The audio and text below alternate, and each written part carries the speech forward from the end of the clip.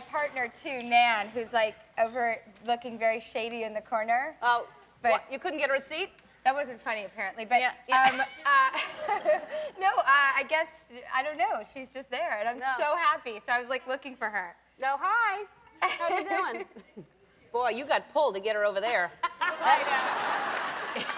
Oh yeah, big time. Yeah, Woo! yeah. Oh, you picked up a Hawaii thing. Oh Look yeah, at I you. didn't even realize that. Adam has this funny thing where he would act like this little boy, because everyone, you know, gives the, I don't know exactly, what is it? Like the, right. Yeah. Shaka. And and then he would pretend like he was this little boy, because everybody does that signal, and even when the little boy was unhappy, he'd be like, Yeah. I think I'm going to start that here. I think it's a good thing. It is a good thing. I'm not sure what it means, but I'm going to do it. I'm not sure either, but it feels good. It means hang loose, I think. Right. Which, and what's wrong with that? Nothing. Again. No, nothing's wrong with that. Some hanging loose is not so good. Some things are not good, yes. You've got a point. Yeah, you've got to be careful, I guess. Depends on when you say it. I never analyzed it. Yeah. I like it. Yeah. Let's analyze it now. To hang loose. All right. I'm done. I'm so happy to be on your show, by the way. Well, thank you. I'm happy to have you here. I'm really excited to be here. Well, thanks. And I'm happy to have you and everybody. The movie is fantastic. Congratulations. Oh, good. Thank you. You're, as usual, adorable in it. Oh, thank Funny. you. You're just doing well all over the place, and we should acknowledge a couple of weeks ago that you got a star on the Walk of Fame. Yes. That's a huge. Now, you know, the thing is, it gets very dirty. People are walking around there. We sent Houston over there to see. Look, I think that's you getting your star right there. Oh, my goodness, it is. Yeah, but that was a couple of weeks ago. Look at how happy you are. But that can get very dirty. I look like I'm going to vomit. I think I was, too. Yeah. I was so, like, such a ball of nerves. I actually kissed the star, and I don't think I'm, like, you know, Howard Hughes germaphobe or anything like that, but I do think about that stuff, and I thought, kiss it now because... You'll kiss it. You'll be able to. Look, we have somebody there in a while, that's it's keeping not it gonna be clean. so kissable. We actually have Houston there making sure that, see, nobody can walk around it. He's making sure. Look at that. Oh my God, that's awesome. Yeah. You can kiss it whenever you want. He's keeping it very clean. Oh, good. Yeah. Oh, that's because it could get dirty otherwise. Oh, yeah. Yeah. Yeah. We don't do that for everybody. The bottom. Oh, that's so nice. Thank you so much. Yeah. As if it wasn't overwhelming enough. Now, Yeah. now I'm gonna like start crying. Yeah. Oh, don't cry. Okay. Don't cry. You have been. I cry about a lot though. I'm a very emotional person. All the time? A lot. Me too. Yeah. Do you cry at corny commercials? Yeah. Yeah. Yeah. I just cry like sometimes I'll just be like, I love you. Yeah. Right. You know, and like, or I'm just like, this person was walking down the street and they just looked, I don't know, lonely, and I was just thinking, are they lonely? And oh, I don't know. I get the same way. People are laughing at us, but I feel the same way. I cry so easily. So easily. That's why I just stay home and just don't open windows and don't. Because I just will. If I'm exposed to anything, I'll cry. Yes. Yeah. I'm with you. I'll come over if that's okay. And we'll just. And just cry. Yeah. I saw this earlier today, and it made me want to cry. This is you. Watch. What? Where? Watch. Poor baby, I wish I knew some magic. Bake the magic. Open the door to a wonderful show. With Pillsbury chocolate chip cookies. Make the magic of popping fresh dough. Hot chocolate chips have a magical way. They can even make you smile on a cold, rainy day. That's making things better. You can make magic, you know. We did. With the magic of popping fresh dough. Oh my God.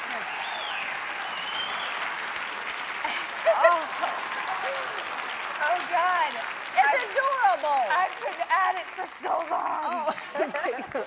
No, actually, How old were you there? I believe I was like 3, maybe. Really? Do you Yeah. remember that? Yes, and you know what? Not only I have this weird like elephant-like memory. Ironic for this film, considering I lose my memory every Right. day. It actually chose elephants as a theme for my character because they do have such stupendous memory. Yes, they do. I don't know why that was so funny. Yeah. But they said, you know, you have to eat the cookies all day long, all day long. I remember being so sick from eating all these cookies. And I remember my mom and I were like driving away from the shoot, and this woman chased us down like there was like we had forgotten like our child or something, like screaming, "Wait!" down the street, and we rolled down the window, and she handed us a big roll of cookie dough, and I was like, and it's weird. I've never liked sweets as an adult. I think that might have something to do with it. Oh, that's a good thing to know. So Yeah. you can start force-feeding your kid cookies, and they won't eat them when they get older. Somebody should have done that with macaroni and cheese with me. Oh, 'cause really? I love it. I love the pizza. We Yeah. have so much in I common. know. All right. We cry and Yeah. we love bread and cheese. And we love carbohydrates. Just stick them on. The 2 C's. Yeah. All right. We have to go away, and then Adam Sandler's going to join us when Okay. we'll be right back. Hi. How you been, Alan? I'm good. How are you doing? That's nice. I was just gonna do one. I wanted to do one thing, Alan. What's that? Tony. Whee! You're doing like the shadow puppet Yeah. thing, though. That's. Yeah. I'm gonna get you. The bird says, "I'm gonna get you." Yeah, he talks all. Yeah, Woo! I see. That's even more frightening, a talking bird. He's afraid of birds. Oh, really? Yeah. Oh, see, I didn't know. Yeah. You didn't know? I didn't. Oh, she used to have chickens. Yes. Yeah. Yeah, I moved. I don't know why he's They're scared there, of them. they're there. Birds get crazy. They peck you. No, they don't. Yes, I agree. They do. No, they don't. They do. They All can. They do. Well, I've seen it. Anything can. That's true. Yeah. Very- Hey, let's tell, just in case there's one person out there who hasn't seen the movie. We're acting like everyone's seen it. Right. But why don't you tell people what it's about in your own good. words? Thank you. Maybe the kid can help out too. I will. I'm not too smooth. Okay. You'll see. Yes, you are. Oh, thank you. All right, so the movie's about this a great young lady who, all right, so my guy, what's the movie about? No, my guy likes girls. He runs around a little Yeah, bit. yeah. He's living that lifestyle. Afraid of commitment. Afraid of commitment. He dabbles and does his thing and kind of a jerk, I guess. No, not a he's bad just guy. afraid of commitment. Afraid of commitment. He's got his job. He likes. But you're right. What you do is not nice. It's not that good. No, he's a liar. He's a little bit of a liar. But This isn't going so I know, we stink at this. No. All right. But anyways, so ultimately, he meets this young lady. He falls for her, love at first sight. That happens. And, Yeah, it happened to her in real life, happened to me. yeah. I hope it happens, or happened to you, or either way, it doesn't matter. But, that's right. It doesn't matter. But anyways, my guy sees this girl, falls in love, and then ultimately doesn't want to run around anymore. He's just like, I'm focused on this one lady here. And then he goes back the next day after he thinks he had a nice date, and you kind of reject me. Yes, because I don't know who you are. And then Right. you find out that I got into an accident where my short-term memory was severed, and so I'm reliving the same day over and over and over again. That's right.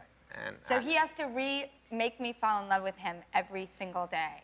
Yes. He has to make a choice in life. Do I follow my heart and find a nice way to make this relationship work, or do I run for the hills? And he does the right thing. It's very sweet, and it's also, I like that you kind of help the family get unstuck, because Yes. the dad and the brother supposedly try to keep you happy, but in doing that, you end up finding out that it isn't the same month, it is later, time has gone on, and so it's Yeah. very sweet. Yes. You realize why they're trying to do that, because when she has a day where she realizes the whole day is completely ruined by her realizing she has no memory, which is obviously so traumatic, and so they try to just keep her in this sort of happy place, but his character comes along and questions if that's a good way. Is she growing? Is she progressing? She will age, and sort of changes their whole mentality. Yeah. It's sort of fun, because I do have that short-term memory thing, and it's kind of nice, because you don't really get bored easily, because everything's new all the time. Yeah. Nemo was Yeah, the best. exactly. Exactly. I was just Oh, thinking we were- that. No, I swear to God, no, Ellen. We were shooting it when we were shooting the movie. I think it was around the same time. Then I went and saw Nemo, and I was like, oh no. Yeah. You How can it be? Why did she do that so Yeah. well? Oh, it was great. Well, that's a popular subject. Hey, listen, speaking of memory, we showed Drew when she was 3 years old. Very and nice. we wanted to remind you of something. Oh, yeah. That All right. this was really fun to find this of you. You were on The Cosby Show for a yeah. little while. Look at you on The Cosby Show. Yeah. Oh, that's cute. All right, we have to take a break, and when we come back, Rob Schneider's going to join us. We'll be right back. I noticed they pixeled out my butt on the shot. It's a good choice. Yeah, really? No, you don't want to see that this early. I don't think they really pixeled out a lot of it, did they? Just enough. Yeah, I saw a little bit of a crack. Yeah. I'm not complaining about my butt. You just Yeah. don't want to see it before 5 p.m. Yeah, I see. After 5, you have a drink, it's all right. Oh, well, you were I'm talking about myself, too. I don't want to see it. you were very impressive in it. It was a little frightening, but it was impressive. It was kind of, but it was really great to see you. And you're doing so well. It's so weird because we've known each other since stand-up days. That's right. So, Yeah, from going way back. We actually remember we drove down to we did a gig together in like Santa Cruz or something. probably. She's like David Bowie. She doesn't remember the early '80s. Yeah, I They're a don't. blur. I really don't. Well, we but- drove to a gig together, and Ellen's stand-up act was really is a compliment to you. Is that it only works, particularly as well as it does because you're doing it, and that's a compliment because nobody else could do it. Because I tried doing it. Oh, really? I didn't know that. I went on the road and tried doing it. It doesn't work the same. Didn't cross over. Well, thanks for trying it anyway. I think I'm gonna give my act to Gallagher's brother because I'm not gonna do it anymore. So I'm gonna let him take it if he wants. So you got beat up a lot in this movie. Yeah, he didn't expect it as bad as he got it. Yeah. Yes, I was beaten quite a few times. Well, it was fun though. Drew really got into it. The baseball beating. She liked it, and nobody explained to her that it hurts. Well, what was the bat made out of, really? When the bat was, what was it made out of? It was a stick. And then the prop guy put some other stuff, and he came up to me and he said, "I didn't know she was gonna hit you like that." I really get into it, It's like I want to go there, And then I kicked you too. it I'm was so good. sorry. But it's fun because the prop guy the medic wanted to spray my welts, and I said, "Don't do that in front of Drew. She may stop doing it," but she didn't seem to mind. I knew it would make the scene better. It was funny, so he just It got to was let hilarious, it go. but I do care about you tremendously and would never want to hurt you in real life. Oh, thank you. okay. Well, I can tell that you all care about each other. But there must have been scenes where you just could not make it through the scenes. I mean, it must have been so hard to keep a straight face. Yeah. that was that was one that was pretty funny because it felt it was working. Sometimes when you're doing a scene, you think like, wow, this is working. Yeah. We Like the felt crew that. was so happy and like everyone was so into it. And I think that's what sort of egged me on to beat you harder. And like it was such a good day on the set, and that whole montage is just such a pleasure and Well, all feels of it. so I mean, you good. singing the song is hilarious, and yeah. then you trying to read from a menu, yeah, trying to sure. say pancake. I was Yeah. that was making me laugh. That's good. It was hilarious. Because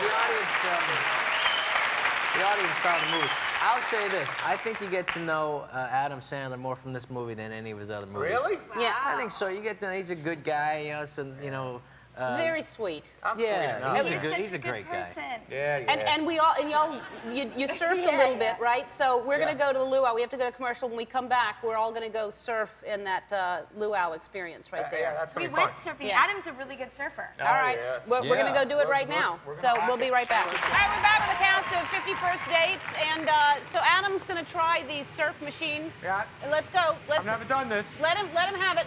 What happens? So That it looks feels easy. like I'm on a wave, All right. and it feels that like what it's I'm like? Does it riding feel pretty like nice. that? I'm on a reasonable sized wave. right. Something's Make going it on. harder for him. I'm going. That was awesome. All right. That felt good. Schneider, you gotta One of these for the All right, house. Rob, you go. You go. Rob, good luck, buddy. Go longer than All right, that. go on. I'm a goofy foot. I'm a goofy foot. All right. Let's go. All right, this. Give it to him. Oh my goodness. All right, you can hang on to the rail. Hang on. Whoa. Hang on to the rail. Barrymore. All right. Tall shoe. Take your shoes off. I'm doing you. Take your shoes off. Good luck, Alice. All right. Take your shoes off. Go easy. Take it slow. This doesn't seem fun. No, you're going. You're rocking it. Give this thing. Thank you so Shaka, much. yes. There you go. Yeah. That was good. Get on. Come on. Okay. Let's go, Drewski. No, I thought I was going to break my neck. Why is it like facing this way? Well, yeah, I don't know. It'll turn around. That's it. Go ahead. I know I'm Put so... your legs more Center apart. yourself, for God's sake. Bend your knees. Yeah. Get a wider Stay stance. with it. Yeah. Make Hansi proud. That was it. All right, help her out, for God's sake. All right. Is that it? All right, we're going to come back with Blake Clark and Alan Covert right after this. This is weird to have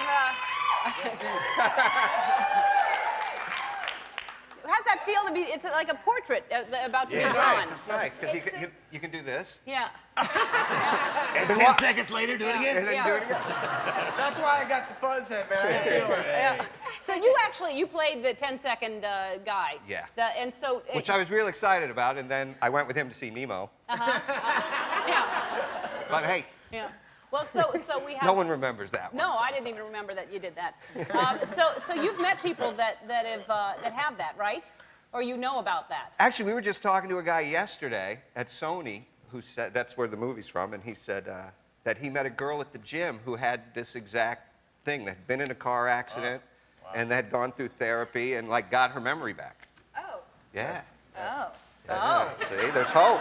There's hope. Oh, that's great. Got her memory back. That's excellent. Yeah.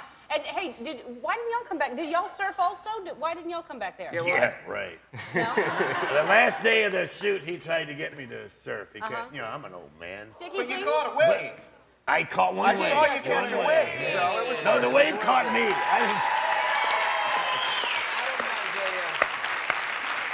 Adam has a technique when he gets off the board. I call it a dismount, where he shoots the board out and tries to kill people with it. I call it he almost killed me last week. I hit him in the He head. hit me in the back of the head, which is Yeah. twice that he has broke That's my what I was skull. saying. Doing that to me. That would be the scariest thing to me, is when the board flies up in the air and then you don't know where it's going to land. But somebody in the audience here is going to go to Hawaii, and somebody's going to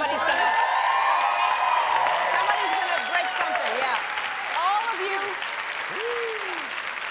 each and every one of you have an opportunity to break something. So, look under your seat, and one lucky member under your seat. It's taped underneath your seat. If you have a little surfboard taped under you got it. Look at that. All right. You've got 2 round-trip tickets from Los Angeles to Lanai City, Hawaii for 5 nights at the Manele Bay Hotel. And the trip is courtesy of our friends at TravelWizard.com, virtuoso agency offering sophisticated travelers luxury cruises and vacations. That's so cool. TravelWizard.com is the #1 source for luxury vacations in the world, and everybody in the audience is getting a T-shirt and the soundtrack from the movie. Happy birthday! We'll be right back. Don't go away. Thank you for what you said when I came out, like, you know, that there's no one you'd rather spend Valentine's Day with. Well, you made my Valentine's. Really? Thank you. Yeah. Oh well, it's true. I'm thrilled that you're here. And do you have plans? Are we keeping you from something? No, actually I don't. And I am, like everyone in this audience, single, and it's great.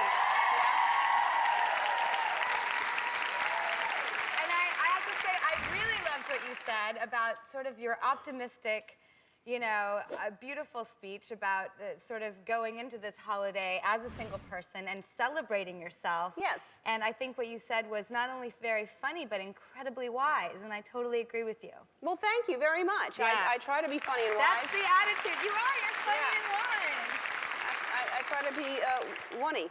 But it's true. I mean, a lot of people, and look, I am a relationship person. And I think it's great to be in relationships. But when you are single, take advantage of that It's really great. and love yourself. You know, It is. It's fun. You get time to, you know. I mean, I think an ideal way to spend Valentine's Day, for example, is there's a great old movie theater in town, The Egyptian. You could go to like Musso's and Frank's and sit at the bar and have a drink. Go sort of old Hollywood and walk across and see an old revival film. They're very sexy. And, you know, with your friends, of course that is.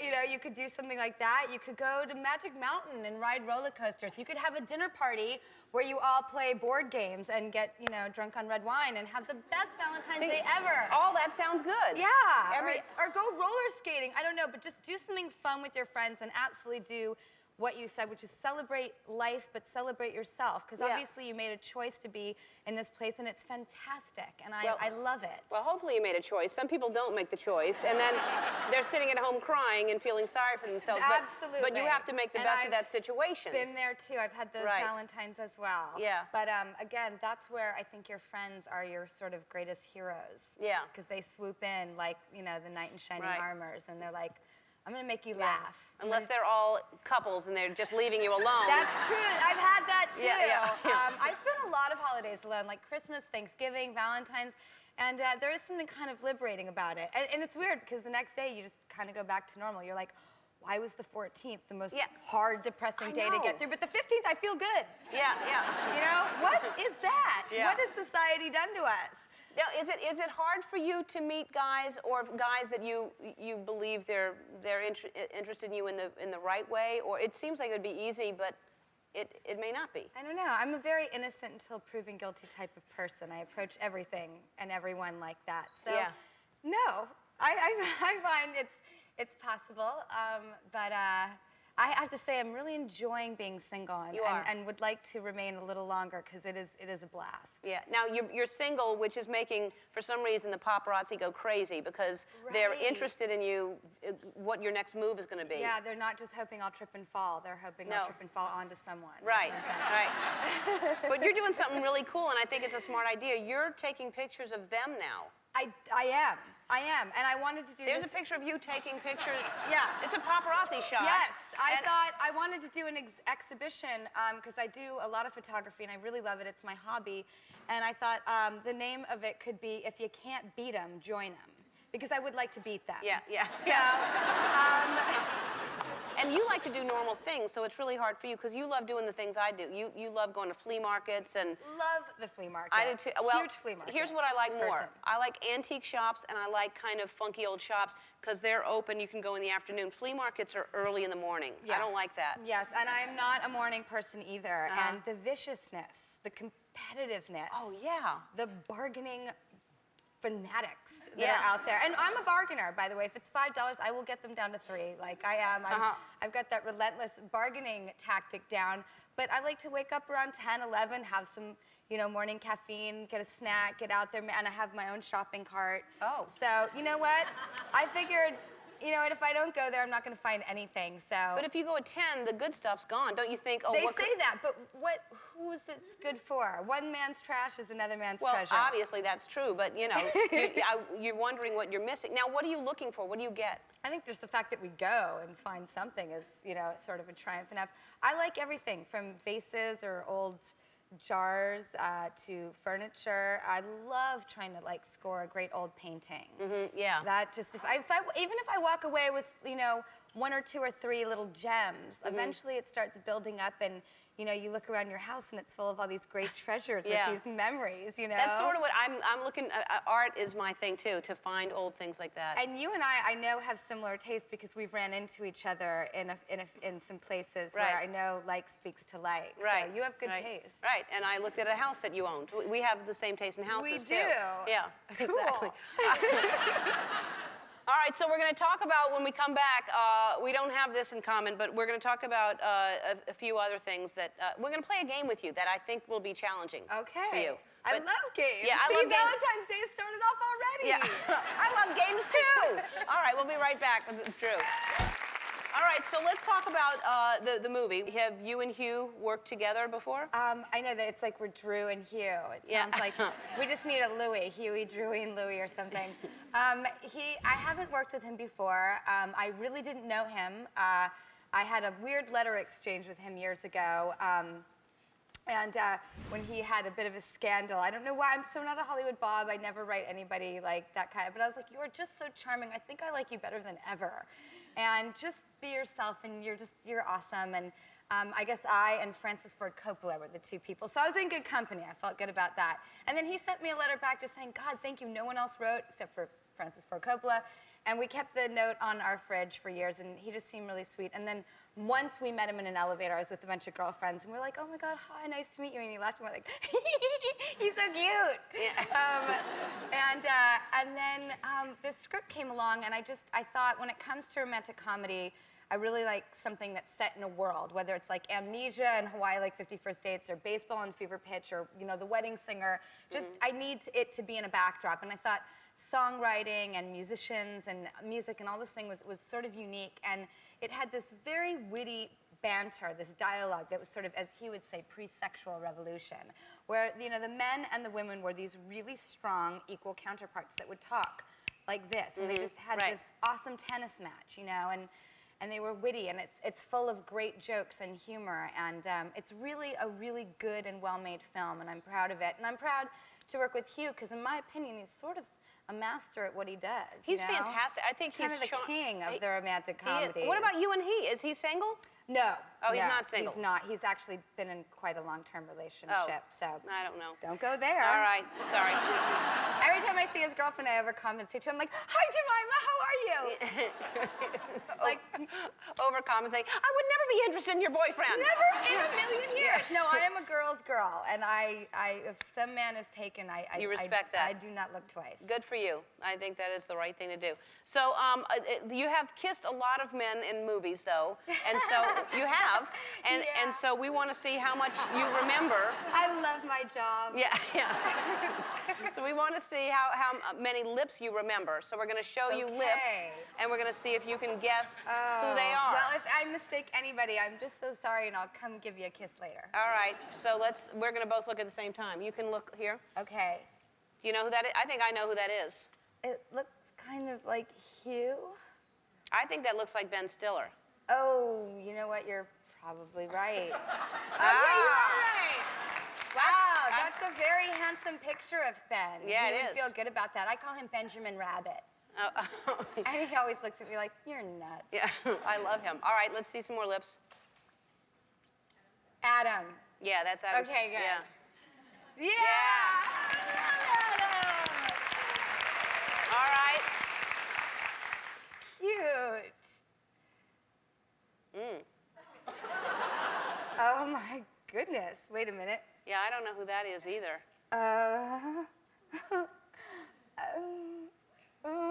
God, you've kissed so many people you don't know. I feel like I know. I'm just a promiscuous little bad girl. I'm like, gee, I could be one of several. I don't know. Edward Norton? No, that doesn't look like Edward. I don't know. Who's that? Who is it? Oh, that's you! Wow. That's a very odd picture of Hugh. He looks like he's sweating. Yeah. And like he just put cherry chapstick on. Yeah, and his lips are sucked in. They don't look full. full. That's not That's typical not fair. Hugh. No, that was not fair at No, all. that's not fair. All right, who else? One more. One more. Oh, he was the best kisser of them all. E.T.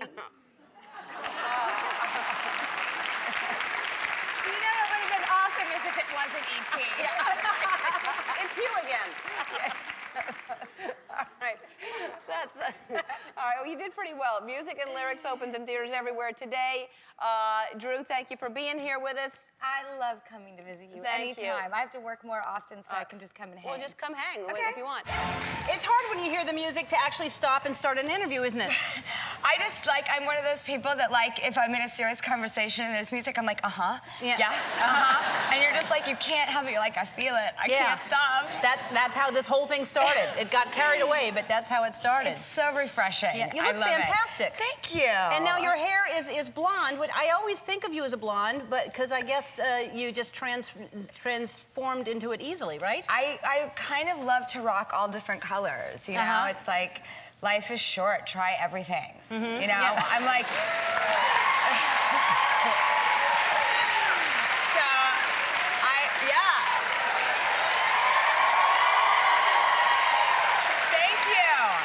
Thank you. I was like going for a little Angie Dickinson policewoman. Yeah.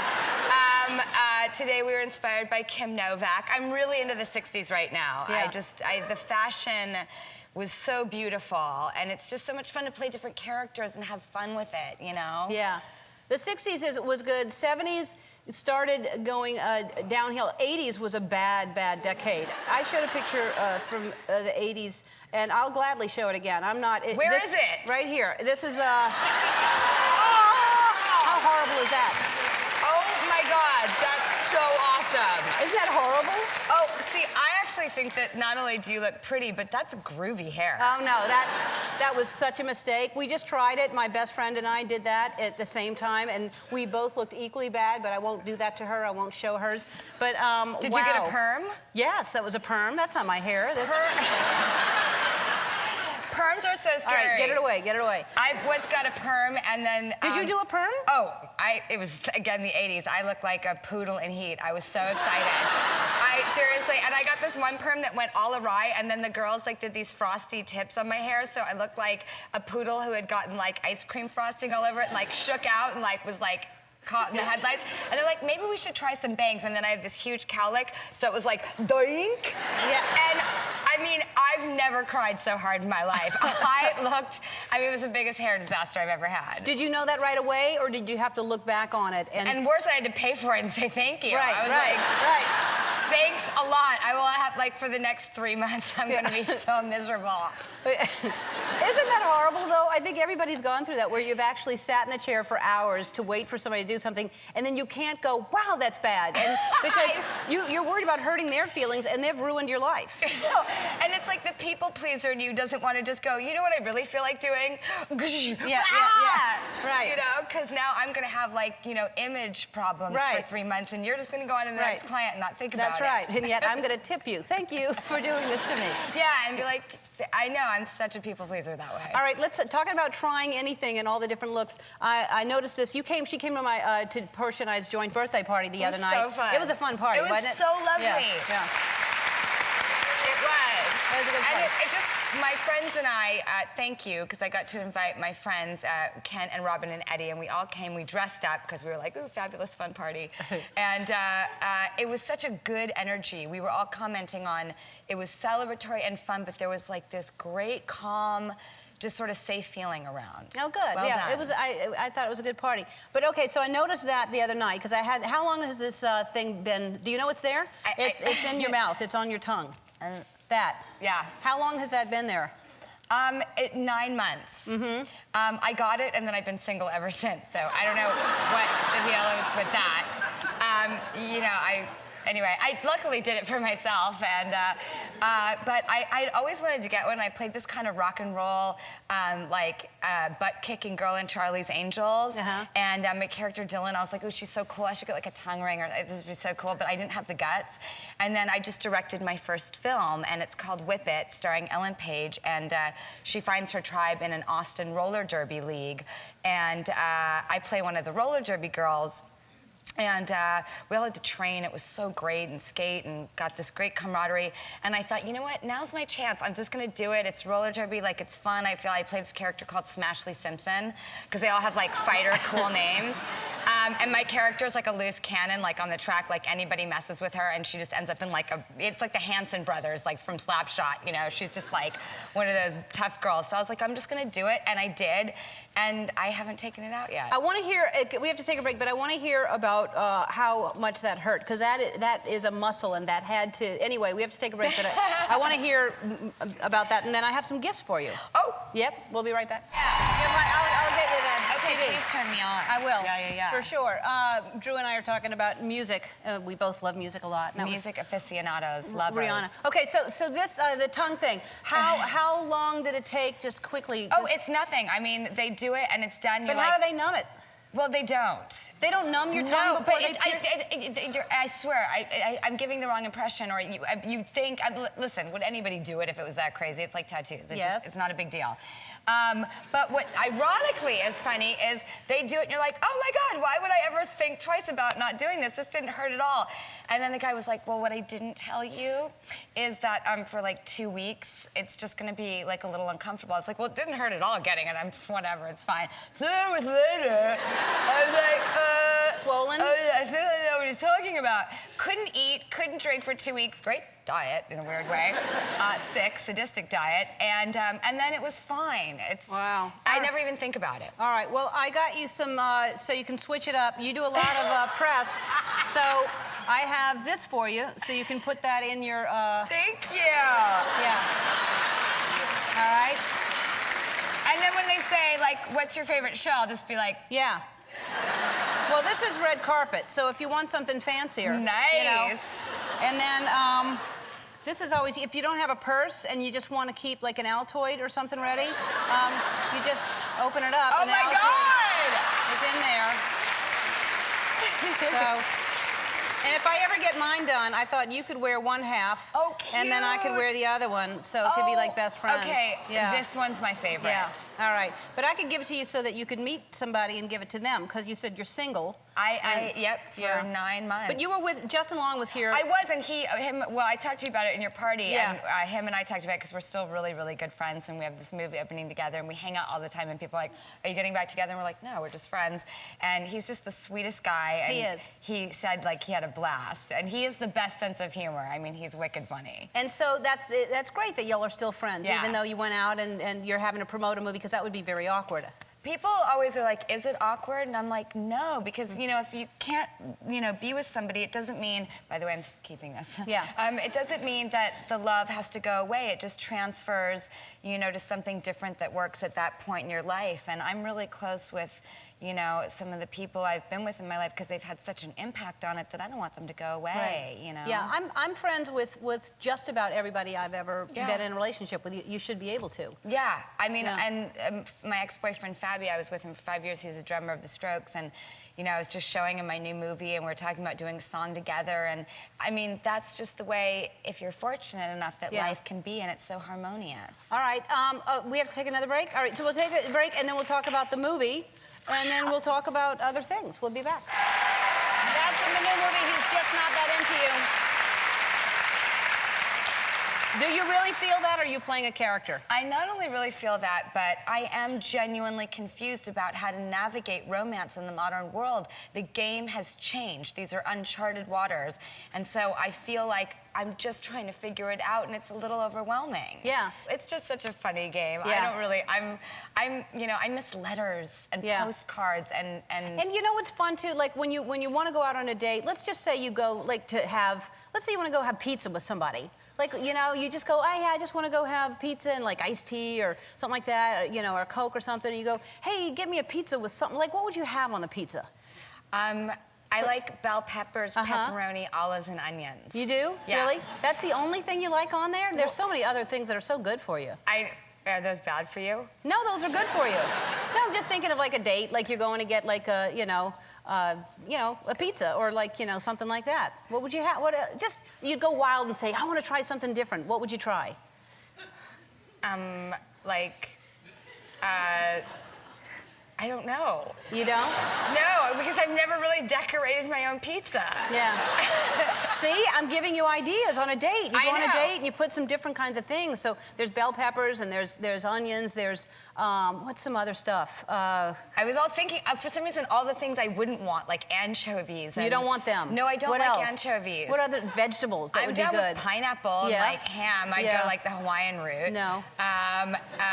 What else? Maybe like artichokes. Oh, that's close. Gross. No, I no, that's hear people close. gagging. No. That's awesome. No, they're on the edge of their seats wondering what else you would put on your pizza. Oh, wait. Oh, God. Is this a secret word? Oh, God.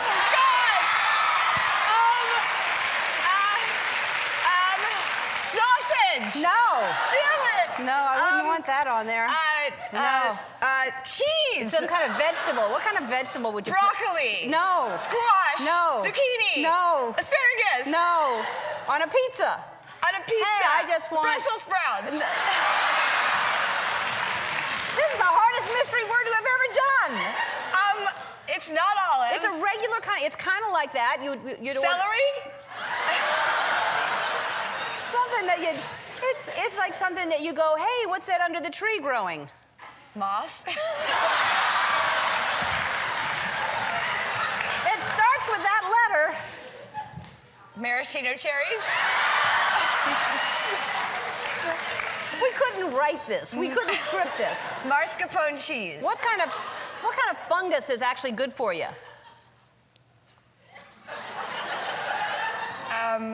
You know how some Mushrooms. Yes!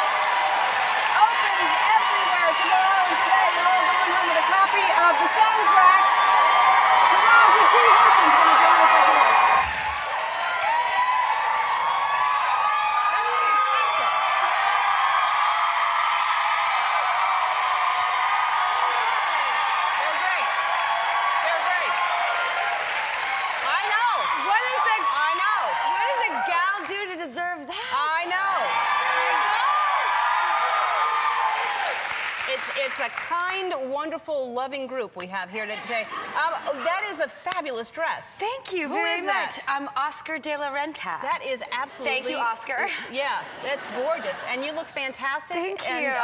And, you know, we're both cover girls, so, you know, we should probably... I'm just saying. Oh.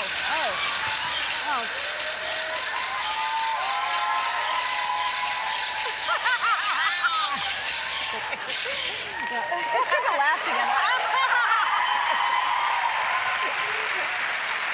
I was so excited when, because I'd become a cover girl just right before you, and I was like, oh my God, this is so cool. It's, you know, it's all about tone and like what you exude and the message behind it, and you know, just embracing who you are and feeling beautiful, and there's such positivity. I know. And I was so excited. I was like, I get to do this with her. I know, it was really... No freaking way. I was like, you made a...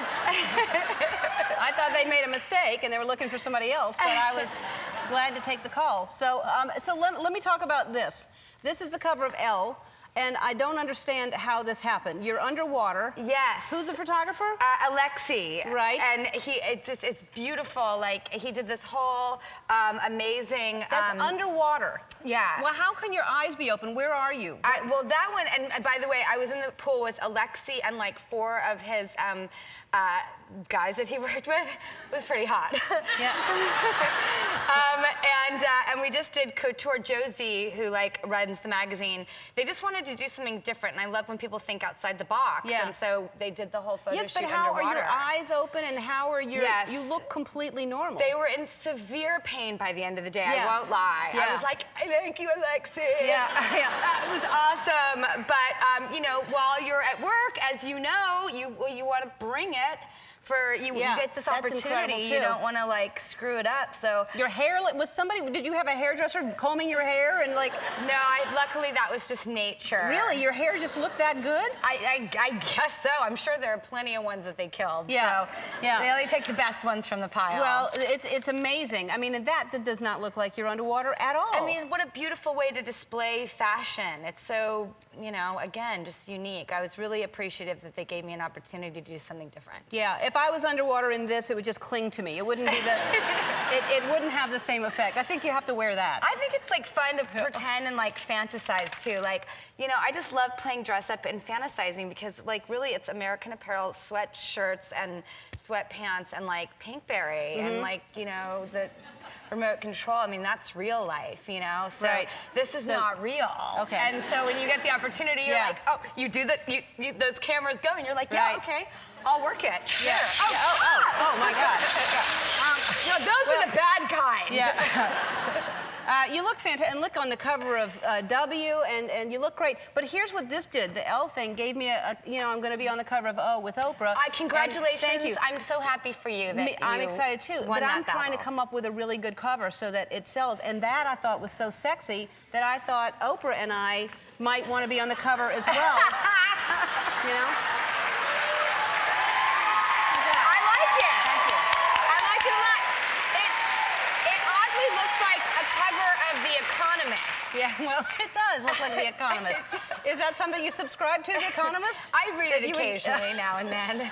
Yeah, well, and we should have those little snorkels on, but I just wanted to show our smiles. I love it. Yeah. I like it a lot. I think she'll like it too. Now, you know that I don't care about this, and it's none of anybody's business, but I'm supposed to ask because some people are curious about what's going on with you and Justin Long, because y'all were a couple, then you broke up, but you're together a lot now. Are y'all? We're good friends. Okay, so and we're doing a film this summer, and I think it's very confusing. Again, a second yes, film that's together. He was at the premiere in New York. We're dear friends. I guess people find it a little confusing. I totally understand. It seems like, what is the deal with them? But we just adore each other, and we're in each other's lives, and we're friends, and we're working together, and we have worked together. And do either one of you have somebody else that you're seeing? We're just friends, so No. we are free to do. I know, but wouldn't that be? I understand it, but if there's some feelings, you say that now, but what if he starts seeing someone or you start seeing someone, then it may change. I hope that they were fantastic people, because he's a great guy and he deserves the most happiness. And for me, I still am just not ready for anything. I've spent 2 years really with a very different life than I had had before. My priorities have changed. I directed a film. I did this drama. Like, it was something I've never done anything like these two challenges. And I don't know how to maintain a relationship, to be honest, while I'm doing all of that. Well, at least you know that. And I think that's good. And you have pets, so that you probably have, I've got my Flossie dog, and she's great. Her and I are still in love, 14 years. That is a relationship that works. It's a great look at Flossie. That's her and I today getting together in the dressing room. Just two single gals getting ready. And she's 14? She's 14. And my other two dogs, Templeton and Vivian, they passed away last year. It was the classic case of, like, Vivian was so in love with Templeton, then the minute he passed on, she was like, I can't take life without him. I know, it was devastating. And we spread their ashes together at the beach in Malibu on their favorite stretch of road. And of course it went like the Big Lebowski, like all the ashes flew back in my face. And it was like, just ridiculous. And we read this Eugene O'Neill eulogy about this dog who's speaking to his owners posthumously. And it was just all so wonderful and decadent. And their ashes went together in the ocean. And I look over at Flossie, and Flossie's like this. I have been waiting 14 years for this spotlight. Oh, really? Now Flossie's happier without the other two? And we call her Benjamin Button because she's weirdly getting younger. It's freaky.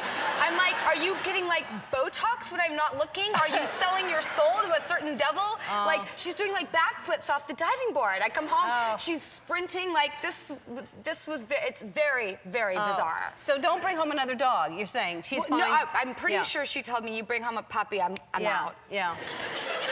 We have to take a break. When we come back, first of all, when we come back, I have to just go on and on about you and Grey Gardens and how brilliant you and Jessica Lange are. But we have to take a break, and then I want you to do something for me for the Humane Society of the United States. We'll be back. Done. You're brilliant.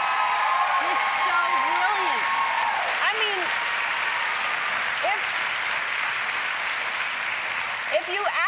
if you haven't seen the documentary Grey Gardens, you have to watch it again to see. It looks like you're watching the documentary. I mean, you are the first scene when you're dancing with the flag, and you're just so amazing in this, Drew. Thank you. You're amazing, and you had to fight for this role. Is that right? I did.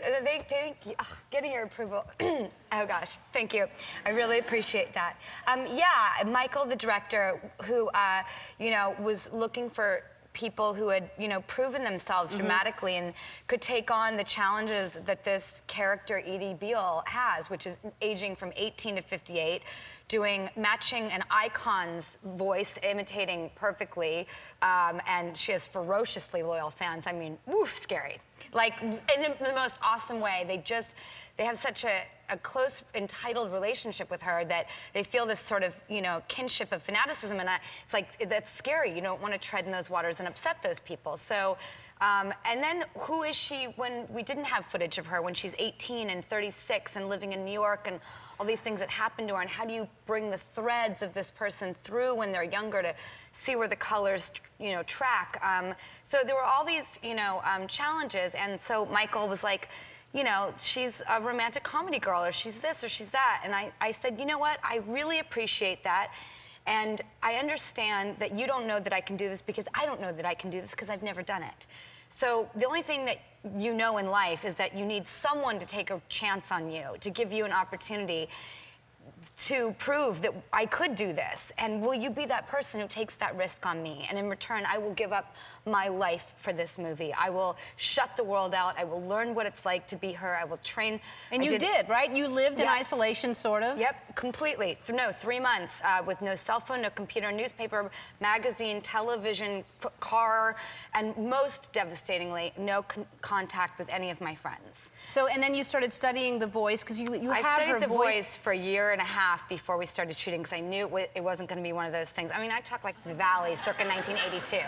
I mean, this girl telling Michael Soucy, the director, like, I can play Edith Beale, I'm sure he was like, why does it have to be me? Why do I have to be the one to take the risk? But he did, and I just wanted to pay him back by not letting him down, and not letting down the people who love this woman, because these women were captured and they were given to the world as sort of an enriching gift. There are extraordinary stories going on all over the place, but we've come to love and know these women in such a profound and personal way, and that's something you really have to honor and take real serious. Well, you did, and as I told Jessica, she was here yesterday, I told Jessica that anybody who's seen the documentary, I think was probably nervous. I just thought, they can't do this. They're gonna ruin this, and how can you possibly make a movie about this? Absolutely. And you did it, and you will win an Emmy for this for sure, because you are so brilliant in this. I mean, you will. If it was a movie, you'd win an Academy Award. You're so good. All right, now, and I'm not doing this to butter you up to ask for something, but you can have anything you all want. right. All right. So I'm trying to raise money. I'm putting part of my wardrobe on eBay to raise money for the Humane Society of the United States, because they do so much good. And I would like for you to donate something of yours to go on to raise money. Well, I already have decided, me and the gentleman I work with, Lee Harris, who does styling, we want to give you this Oscar de la Renta dress. Really? All right. Take it off. All right.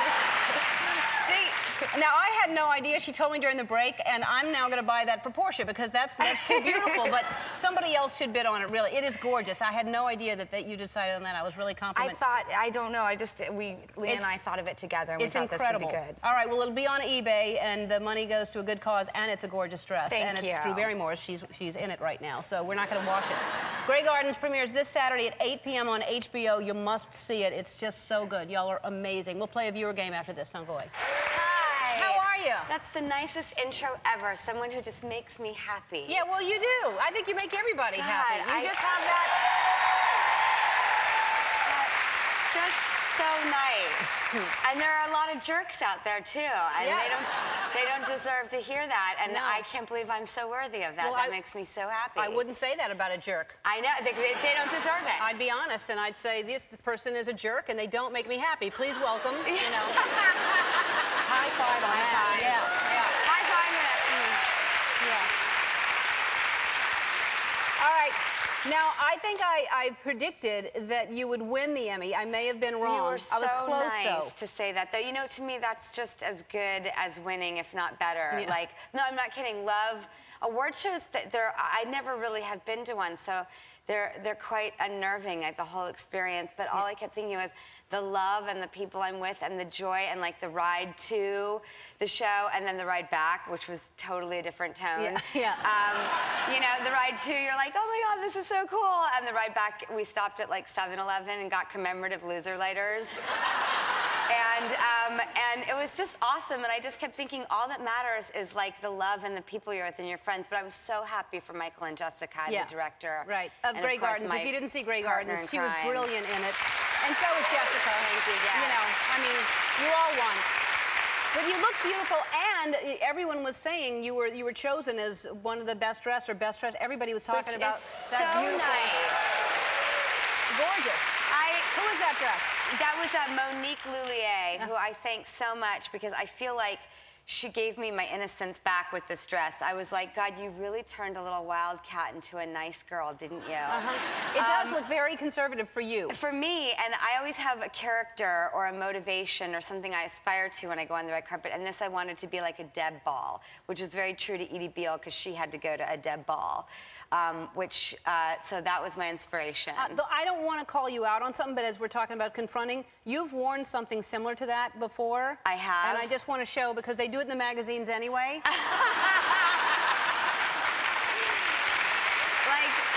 how awesome Do you remember is that? Yeah, totally. Really? Yeah. Where's that? I'm not exactly sure what event we went to. Was it but for E.T. or something? Yes, and my mom used to take me to these dress shops. I remember one of them was called Bonnie's Wee Shop. And these hideous taffeta layered numbers, which, by the way, I have to say, I kind of think they're rad again. Like, it's come full circle. Like, it's so bad that it might be kind of great again. With the white tights. I doubt it. Yeah, no.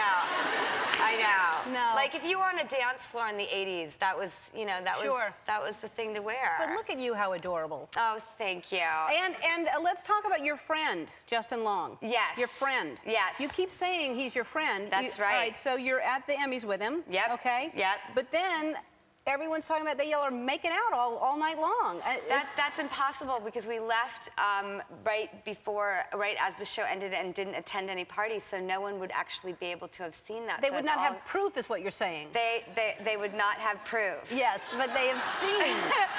I just have decided that a friend is what I call this person. I love them. I've never said we're not friends. And for the first time in my life, again, it's on my terms. It's my business. Wow. Yeah. And he's in agreement with this. Yes, he's lovely. He is a sweet guy. Isn't he just lovely? And funny? And funny. Yeah. You know, a guy who makes you laugh and who is lovely and supportive. And again, as you do change and your priorities change, you're like the really, really, really lovely, dependable, sweet, funny, wonderful human being you should go to these wonderful functions with so you can sit there and giggle together. Or just call him your boyfriend. I mean, it sounds like you're describing, a guy. Why wouldn't you? He's just adorable. You just don't want the label of it or something? Yeah, I guess it's just sort of like if I can keep one piece of business to myself, it might feel like it belongs to me. Oh, it still belongs to you. We just want to know all about it. All right.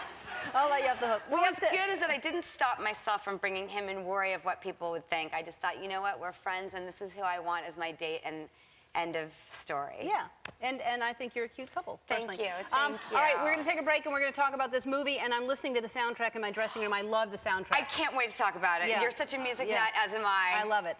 All right, we'll be right back. Beautiful.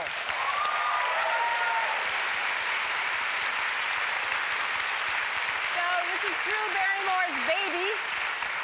Drew Barrymore directed, produced, stars. You weren't in that scene, but you are in it as well. Yes. And it's Ellen Page, and that's Marcia Gay Harden, and who else? It's a Juliette Lewis, Kristen Wiig, Daniel Stern, myself, and Eve and Zoe Bell. It's this great. It's set in the world of roller derby, but really the thing that I responded to and why I wanted to make it the first film I directed was because I connected so much with the mother-daughter love story aspect of it. And you saw that dress I was wearing earlier. My mom put me in that dress. And that, I identify, Marcia Gay Harden wants Ellen to go into pageantry. And I studied pageantry in film, and everybody makes such fun of it. It's so parodied, and I didn't want to do that. It's a choice, it's a way, it's a door opener. But it's not right for Ellen's character. And I knew that there were certain things for me growing up that weren't right for me. I think that Hollywood is a metaphor for pageants in some ways, like you're supposed to look and be and act a certain way. And I struggled through so much with my own mother in trying to figure out who I wanted to be and what the societal pressures were. Too. So early, and our story, our middle is different than the end of this film. But I was able to inject so much into the writing and the emotionality and the focus on the performances of what mothers and daughters go through as. Also, I'm at an age now, being almost 35, where I can see the parent side. I can see that this mother wants the best for her daughter.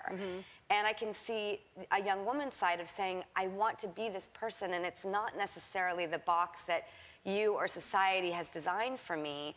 And where can we find some honesty and acceptance in that? And I think that that's a universal struggle that families go through with each other. And it was the most exciting part for me in directing this film, to work with heavyweight actresses like that and explore these emotions in these scenes. And was it cathartic? Do you have a different relationship with your mother now since doing this film? no, I mean, her and I are still, you know, on a little bit of a break, and our story has yet to be written. But like in the end of this film, I also didn't want to make it a Hollywood cliche, which is that things a lot of the time in film resolve themselves. People come around very quickly. And I think when mothers and daughters, fathers and sons, families come together and they say, look, this is who I want to be, this is who you wanted me to be, how can we meet in the middle and accept and love each other through it? That turn does not take place in like a Hollywood bow. We wake up and everything's okay and everyone's behind each other. It's a process. Family is an ongoing, beautiful, wonderful struggle that we strive to achieve success in. And this is a story about that. And for me, it was so wonderful to put all that personal emotionality and experience and heart into.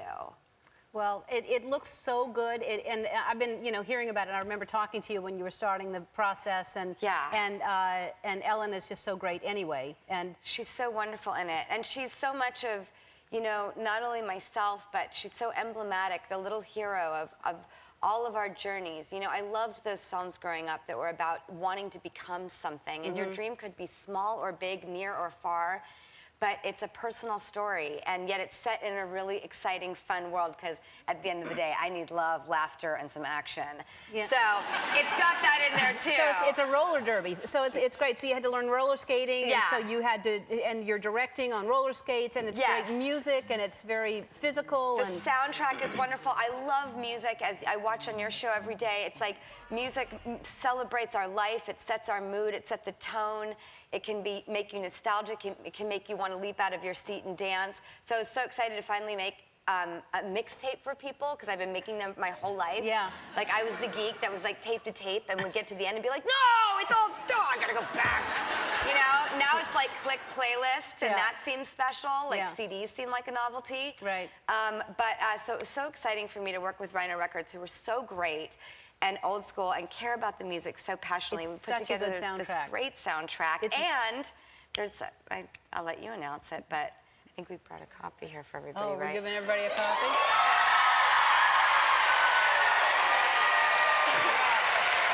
We'll give it to you in a minute. All right. All right. There should be a copy. All right. I just want to show you on the cover of Marie Claire and you and Ellen here, beautiful pictures inside. And we have to take a break. We're going to play a game after this. I can't wait to play the game. I know, it's going to be fun. All right, we'll be right back.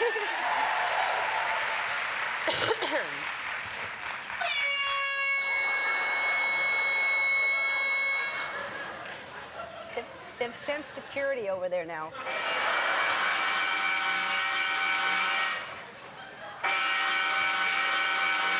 Are you playing with them?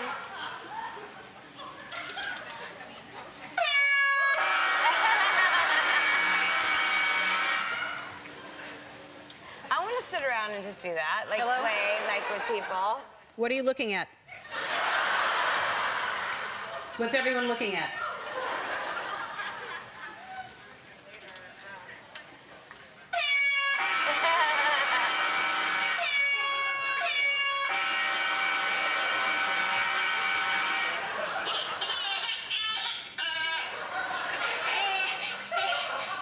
Has anyone seen my baby? So here's the copy that you're getting. Whip it. This is the single.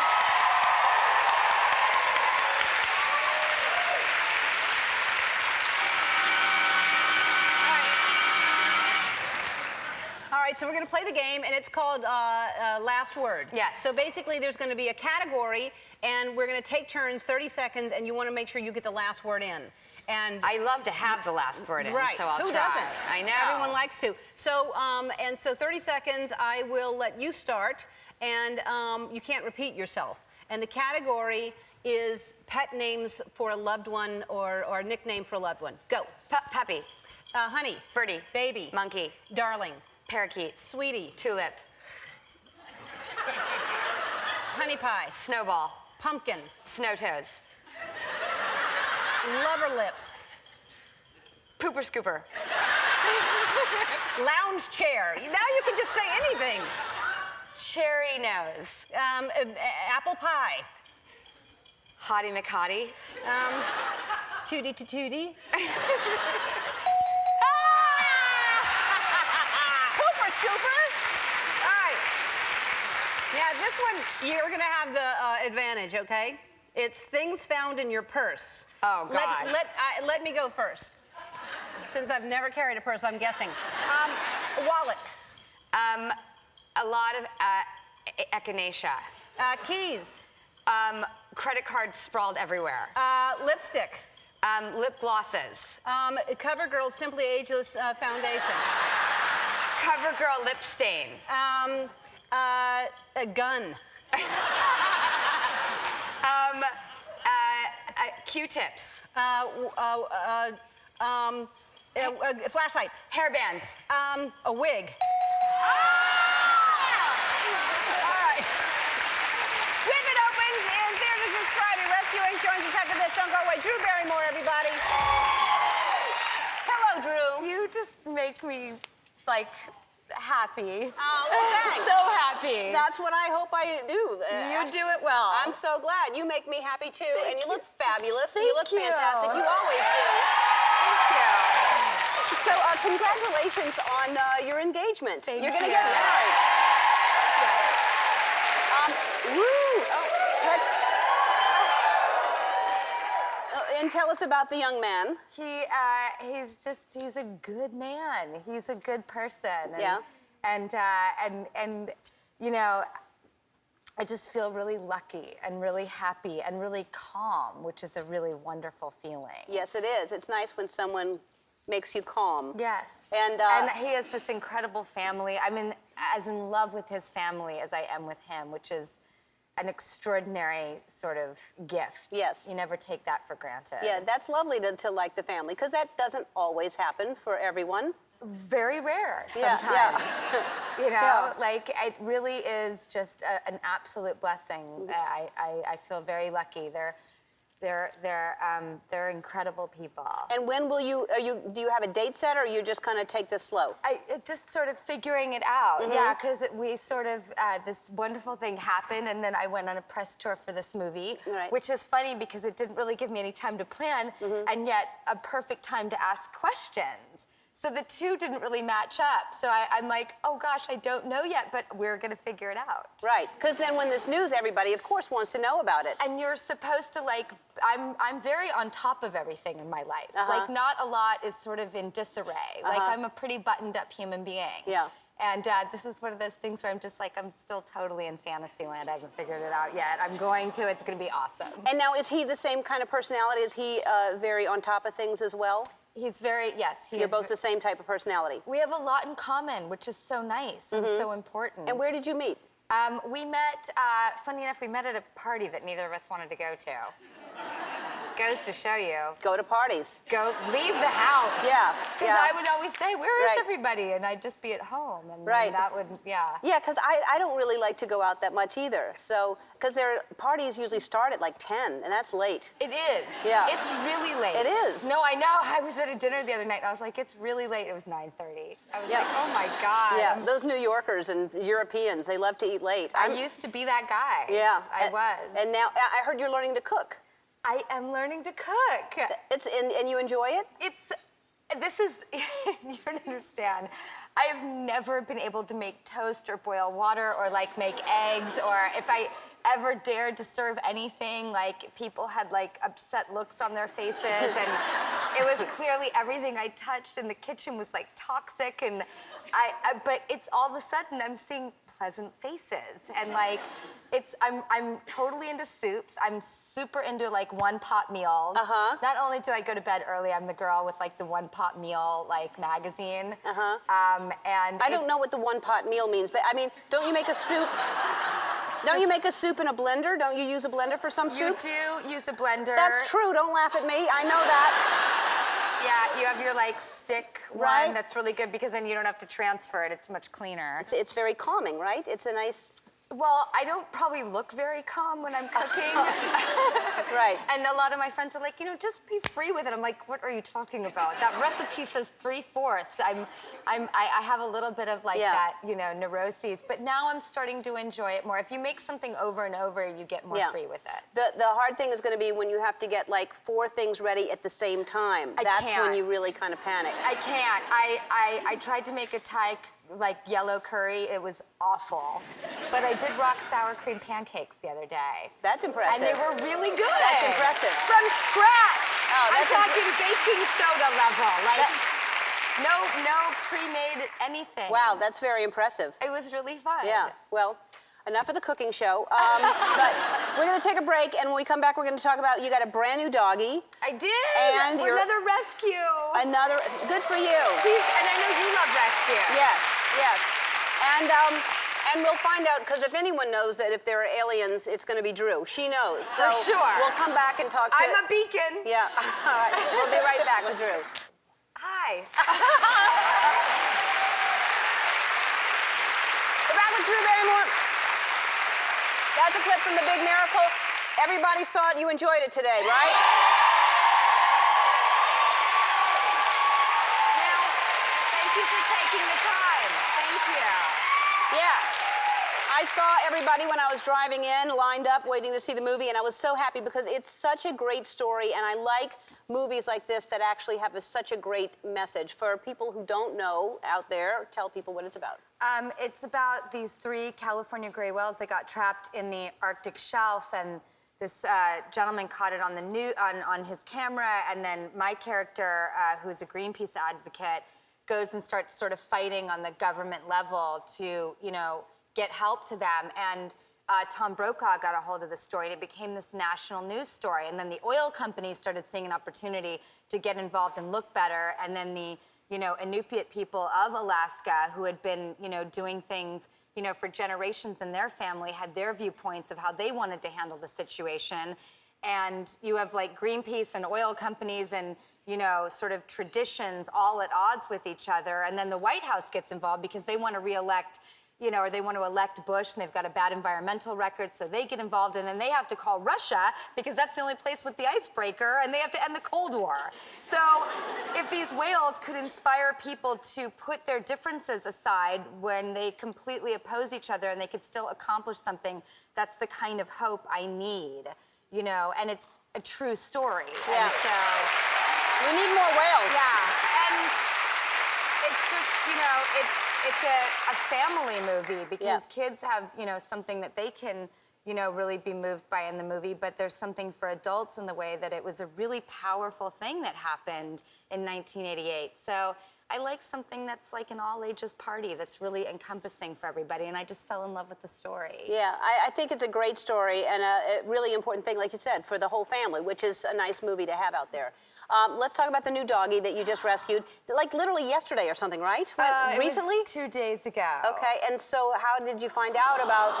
I mean, stop it. Just stop it, start it right now. What the... I know. That is the cutest thing.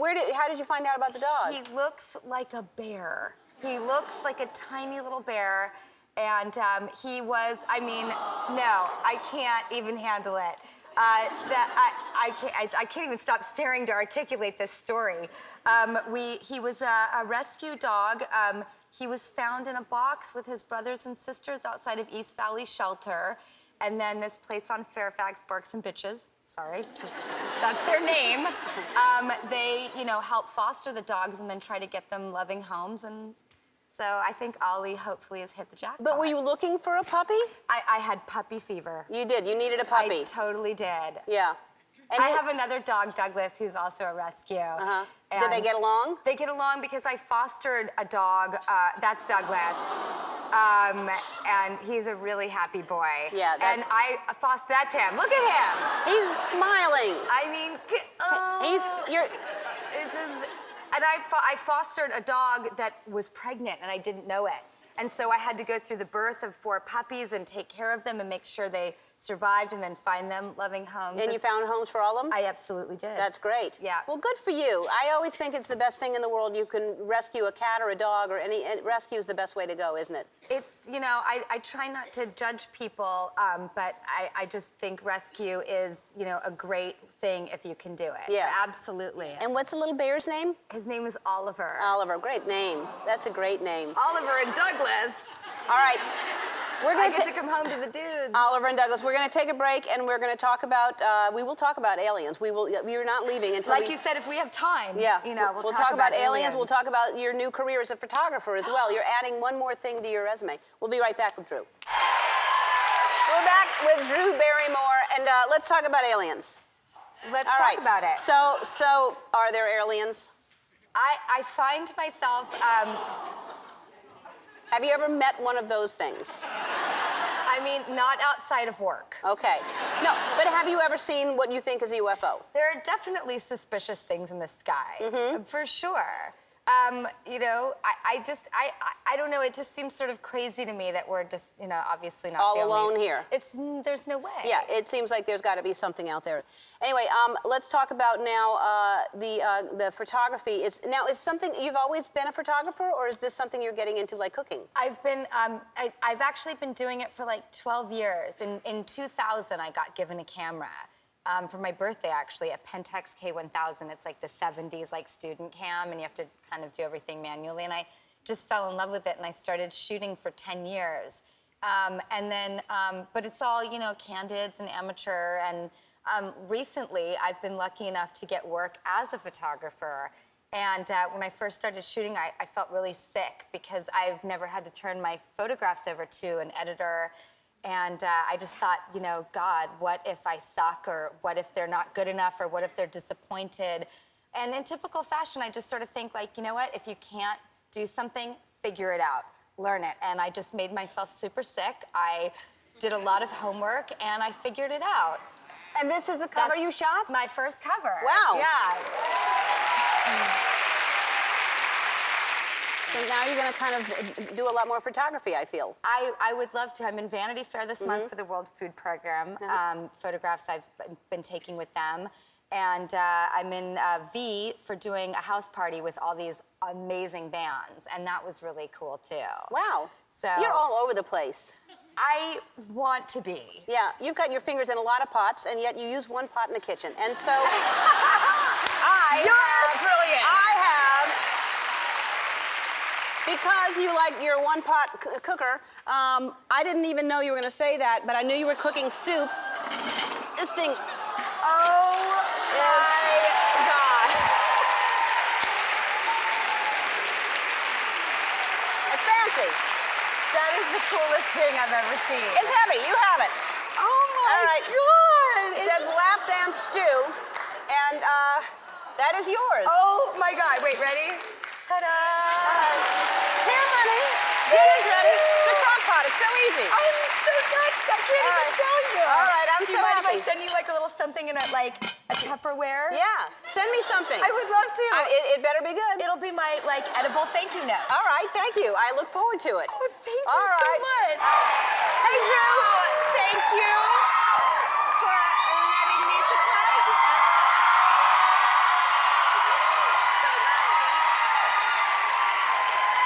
You know what? Now I know where all the nicest people are.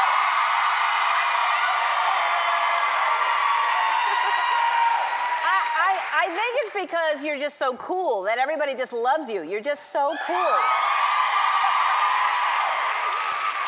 You are. I just caught my face on the monitor. It didn't look so cool. No, you're very cool, and I love when you stop by and surprise me. And first of all, congratulations. Since I've seen you, you've gotten married, you've had a baby. I had a big year. Big year. Yeah. I'm happy you got married. It's the best thing in the world that you're in love and happy, so congratulations on Thank you. that. I'm so lucky. It's amazing. I never take it for granted. Yeah, that's a fantastic thing in and of itself. And then you have a little baby as well. How old is your baby now? She's actually 10 weeks today. 10 weeks. I know. I can't even handle it. It hurts. And you didn't bring her here. I was hoping you'd bring her. I know. I know that should have been the surprise. Yes, I should have seen the baby. But how do you even leave her? It must be so hard. It's awful. I didn't like leaving today at all. Yeah. I dance and jump up and down for her a lot, and I have this routine where I'm like, okay, bye. Okay, I'll be right back. And she just, Yeah. And there's like nothing greater in the world. I exercise my right every second of every day to make her laugh and smile. And she's a really happy baby. Oh, that's great. It's so nice. And her name? Her name is Olive. Her name is Olive, which I love that name. I love that name. And now, how did you call? I do too. I never. How did you come up with Olive? I never would have guessed that would have been the name, but I was reading a book with my husband, and I was 3 months pregnant, and they said your baby is the size of an olive, and that was it. That was it. We never looked back. It could have been the size of a peanut or the grapefruit. It could have been. Yes, it could have been. It was a lot of fruits and kidney vegetables. bean. It could have been named Kidney Bean.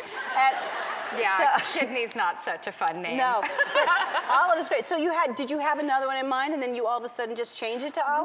We were workshopping a few, as all people who are so blessed to get to do this do, and then it was like once the light was shed, there was just no turning back. And did you try to wait, or did you know it was a girl? Did you want to know ahead of time? I figured there's so many surprises to come. Yeah, right. Yeah. I was like, every phase of her life that I will be trying to master, there are plenty of surprises. Yeah, so you had to, and you were telling me backstage that she's good and she sleeps and she's a good baby. She is a good baby. You're lucky. That's really great. I know. I count my lucky stars every day because she is. She's like, and really interactive and happy and like nice to people. She's a nice person. Well, she's 10. How nice can she be to people? She's 10 weeks old. She is selling it. She is working it. It's so great. I mean. No, after you, please. After you. She will be that way. Okay. Gratitude and manners is key. I bet you're teaching her that, but I'm just saying that you're kind of a little bit crazy right now, saying that she's. You and my husband. He's so happy to hear you say this. Wherever he is watching, she's only 10 weeks old. But you're lucky because you hear stories like that. Oh, she's so good and she sleeps all night, and then you're the people that lure other people in, and they're like, my baby doesn't do that. Like. I will say Olive is a definite ambassador to having lots of babies. And I have met babies who are screaming and crying and they're trying to convey all these things and you get so terrified and overwhelmed. And I'm very grateful to her that she seems, she really has it together. Yeah. She's really impressing me. I'm very grateful. To say that she has it together again is a bit premature. All right, we're gonna take a commercial break, and we're gonna do the surprise is you're gonna cook me dinner. Because the last time you were here, you said you were just learning to cook, and you actually came by to cook me dinner. I did. All right. I did. I have a present for you. I'm gonna cook you dinner.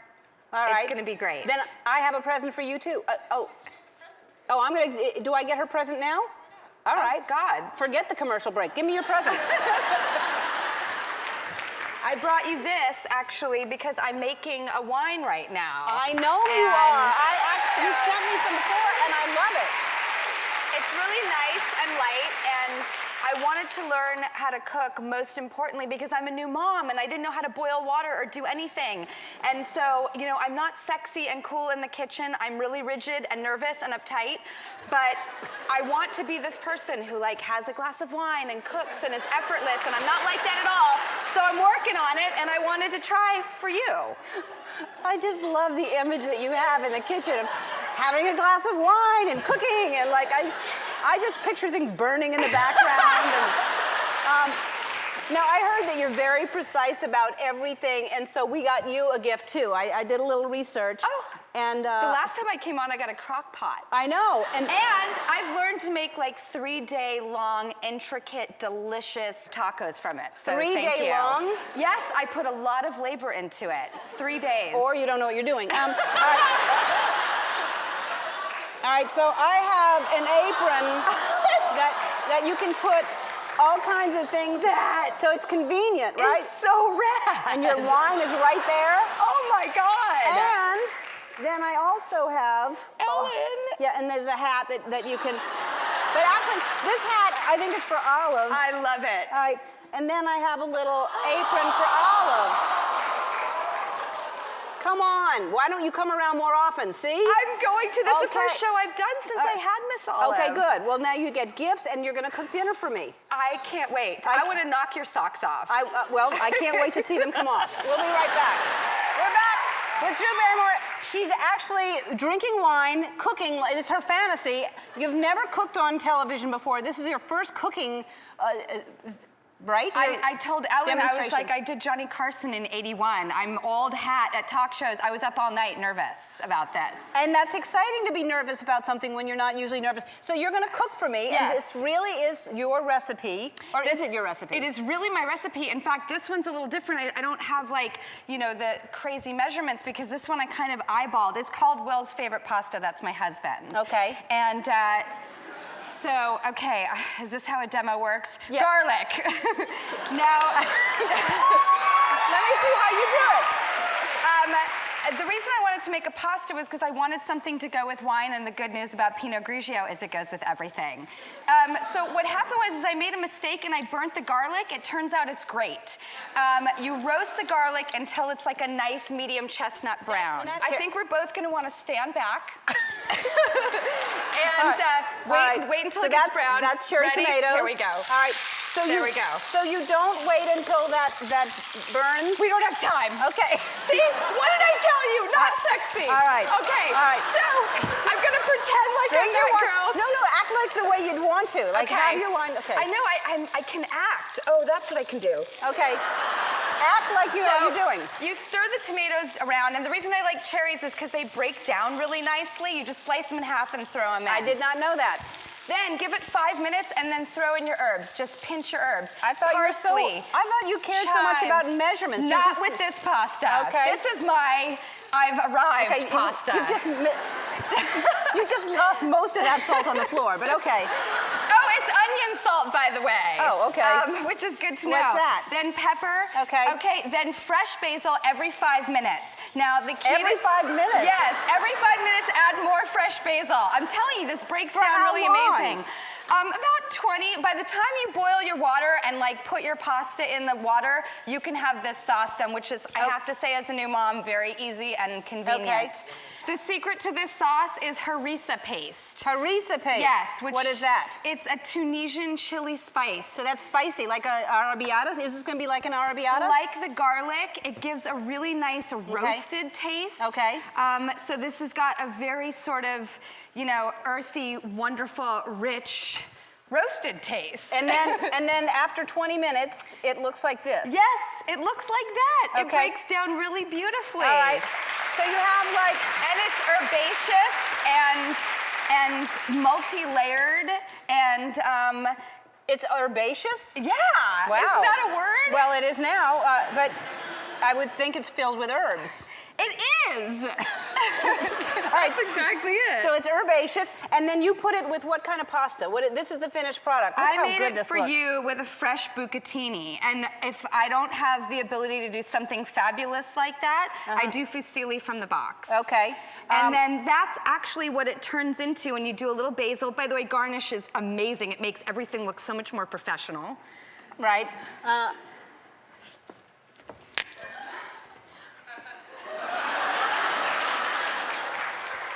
They're delicious. Really? You really...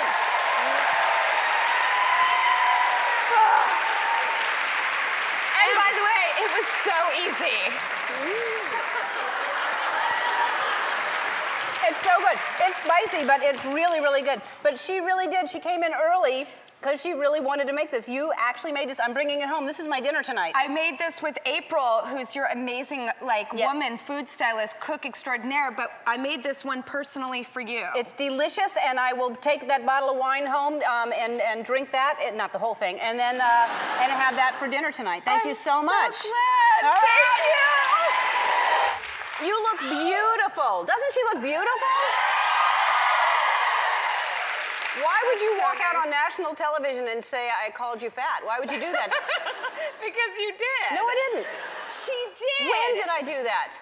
Roll the tape. What tape? Oh, backstage? I don't know. There might be some video proof. I talked to you backstage.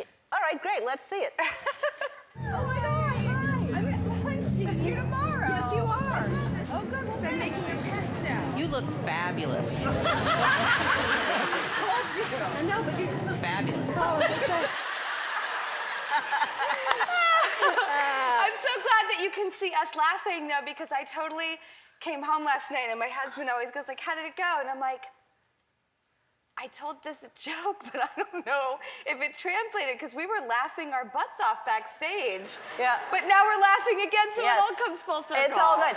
No, because I hadn't seen you in a while, and instead of saying, "Oh, you're pregnant," I just thought it would be funny to say, "God, you're fat." And so, And the truth is, your joke was super funny. Like, Yeah. the entire room was laughing. I went out and thought I would try it myself, and it just thudded and dudded. But, you know, that's okay, because you pick up and move on.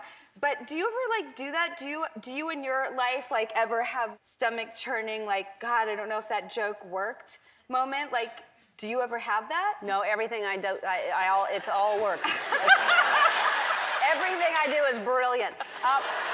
Of course I do. Of course, I think everybody has that thing where you say something and you think it's going to get one reaction and it gets a different one. I just find myself lately having a lot of like moments at night and in the morning where I almost feel like that sort of, yeah, what did I do last night kind of moment, but I'm so sober right now and that makes it worse. Yeah. But yeah. Well, you do have an excuse. It's not alcohol, it's pregnancy. But yes. Are you having weird cravings and things? Oh God, I mean, I just eat everything I want, which isn't healthy. I'm like bigger this time than my first time. My doctor the other day was like, yeah, so I think maybe pull back a little bit. And I was like, really? I thought I was doing great. Yeah. I still fit into those jeans. I mean, they hurt when I wear them, but I'm still in them. So yeah, but you know, listen, it takes 9 months to make it. It takes 9 months to unmake it. I don't ever pose like that I'm just so fabulous and I lose it like that. Like I want to enjoy the pasta right now. Good. You should. It's not like it's gonna look that much different. What's 10 pounds? Yeah. Well, and also, I mean, you deserve anything you want. You are making a human being. That is hard work, and then it's got to come out of you. I mean, eat whatever you want. You deserve anything that you. Thank you. Good. When I am like twirling those vegetable pan-fried noodles from like Chinese takeout later, I'm gonna say Ellen said that it was way okay to do that. It is. Great. I mean, you're going to be fatter than this, but you're going to... It's true, I'm not done, and I'm seeing my doctor tomorrow. I'm going to tell her you said that. Now, but this one's a girl as well. It is. But does it feel different the second time? No, it feels similar. I'm in second trimester bliss, and I'm not complaining. Yeah, and that little Olive of yours, oh my God, that is the cutest little baby. I just met her backstage. She is little dimpled and gorgeous. Oh, that's the apron that you gave her. Yeah, Olive. Of the little Olive, that's her in her kitchen. Yeah. And she likes food too. Oh my God. And yeah, Brittany, who we work with, did a series of photographs of her in your apron because we wanted to present them to you and say, look at her, spooning away. That's so cute. Now, does she can't possibly grasp the concept that there's going to be a little sister?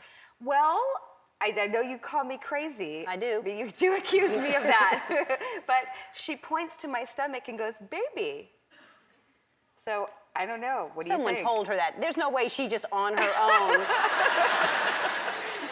She's really smart, and she can do every animal noise. We're up to like 26 animals. I'm telling you, it's amazing. Camel is her favorite.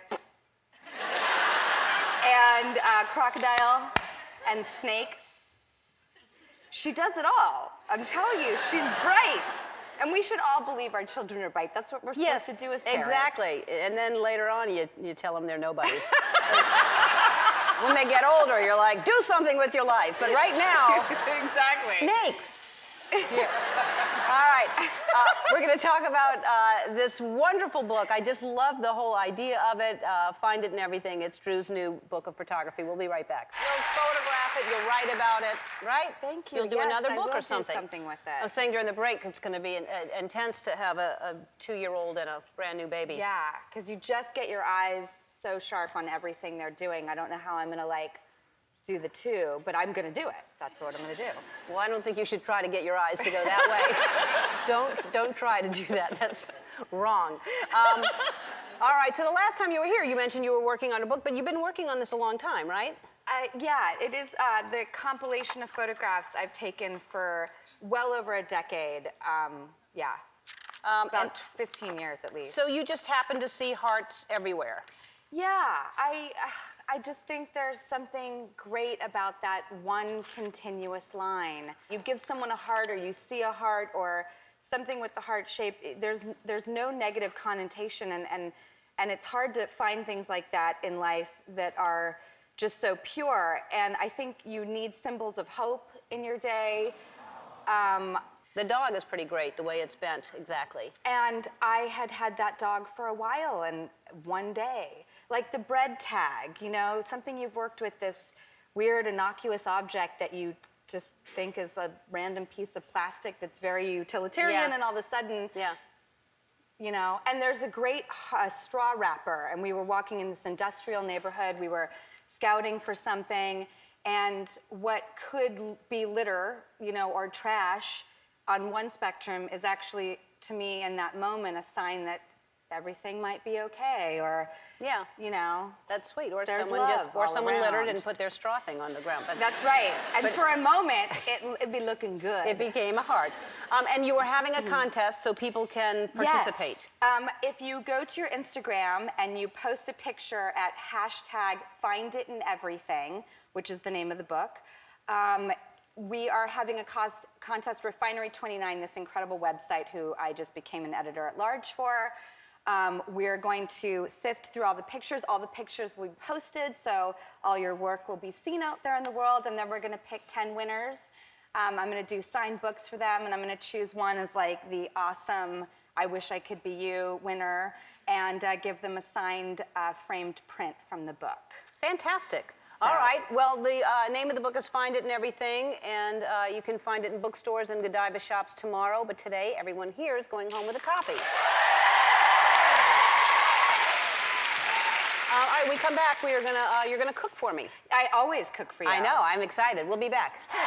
It's already started. Oh no, My neurotic. We're back with Drew Barrymore, and what are you cooking for me today? First of all, this is my apron that Ellen got me a while ago. There's Last time I cooked for everything you need. Yeah, exactly. Everything you possibly need. So I'm gonna make a pesto pasta for you today, and I thought I would show you how simple it is to make it for yourself at home. Lovely, I love pesto. Oh, you do? Yes, I do. Thank God for that. Yes. Okay, so basically you're gonna wanna take, I like fusilli because it wraps the sauce. It's like that corkscrew pasta, so it really like holds sauce. And we're gonna have Parmesan, salt, garlic, pine nuts, and basil, and olive oil. That's a basic, very straightforward, simple pasta. See, I'm putting it 1/4 cup. See, it goes everywhere. It's not clean or sexy. You're gonna throw that in there. You were already there, but you want me to do it? Okay, Yes. fine. You went. So, good, perfect. Because see, what you'll do is you'll put everything in this one pot. Okay, now a clove of garlic. One clove? One clove. One clove. Then you want to do a bunch of basil. And you know what, actually, pick out the stems. Oh, okay. And you can like riff. If you want to do like sun-dried tomatoes and Marcona almonds, you go for it. Riff. Make that kind of okay, pesto. I'm gonna riff. So, okay, so now All you right. have your bunch. Right. Then you want to do your Parmesan. We're going to do like 2/3 cups. I'll do 2 of those.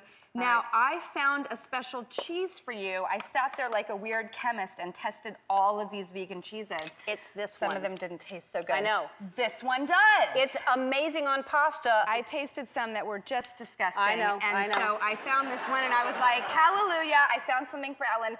Now, I pour my olive oil in at the very end so it doesn't get too like gloopy. All right, and then you do that? Oh, God. Well, you would pulse if it did. You could just do that. There you go. There, that should be mixed up good. It's supposed to work, but Yeah. you know, that's okay. That's anyway, okay. You get the We- point. I'm so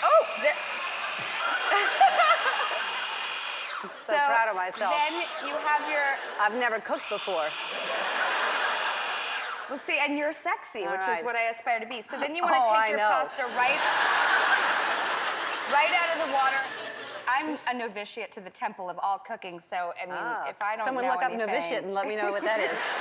Well, that was the thing. I studied the dictionary when I was a teenager. I didn't even know how to boil water, but when I had Olive, I realized I couldn't like look her in the eye and be like, Mom doesn't know how to boil water. So I went to some classes and I'm like in my training right now and I love it so much. It's so much fun.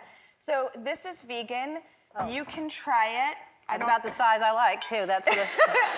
Well, that's actually about the size I'm eating right now. that is a tame portion for me right now. Oh, God.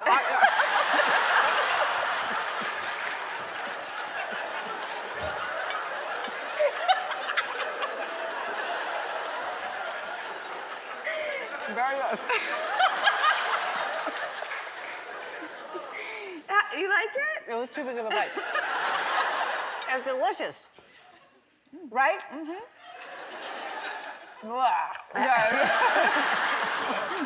We both hated it at the end. I hate it so much. Now, Awful. God, that is disgusting. I know. Jesus.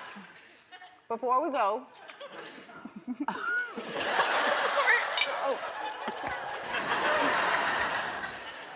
so you just did another movie with Adam Sandler. I think did. you went to Africa. Was it the one you were shooting then? Yes. And that comes out when? A Memorial Day weekend.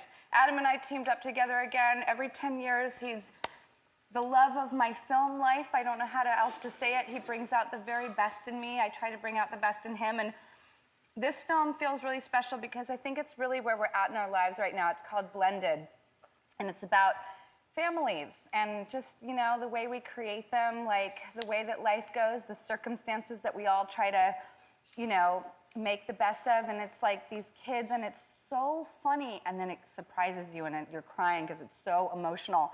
But it's awesome, and I'm really proud of it. I'm very excited for people to see it. Blended. Fantastic. Blended. All right.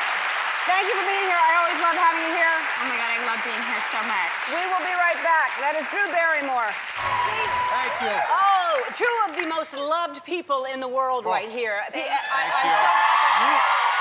way, you must be talking about you guys. No, No. I mean, listen, you know.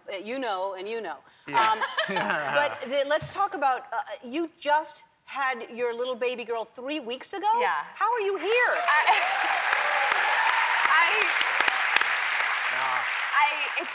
It feels like a miracle, and it's also so awesome. I have to say, I feel like I actually have. First of all, I love this movie, and I would never like not, you know, show up for it. And then also, I feel so good and happy. My kid is healthy. Yeah. I have nothing to complain about. Like, Yeah. I'm so blessed. Drew named the baby Blended. I Also. did. Thought Is that that was her very middle nice. name? So her name is Frankie. Her name is So Frankie. you have Olive and Frankie, which that's dying to be a television show right there. Olive and Frankie. It's hard because we love the name Olive, and then we're like, what goes with Olive? You know? Martinis? I know. Everything started sounding like a color or a food. Right. You know, we're like, Hazel's a great name. We're like, no, that's 2 shades of green. And that's Emily Blunt and John Krasinski's baby's name. There you go. Yeah. And I love the name Pepper, like, so much. And we were like, Olive and Pepper, like, that's 2 things you find in a pantry, you know? Right. Maybe And- they'll be in your pantry. and Who then knows? And so how did you come up with Frankie? It was just a name that like came to my husband and I about a few months before she was born, and it was just sort of like, I think this is it. And then we just gave ourselves the room to change our mind, but we never did. I like that. Not the most interesting story. No, not really. I'm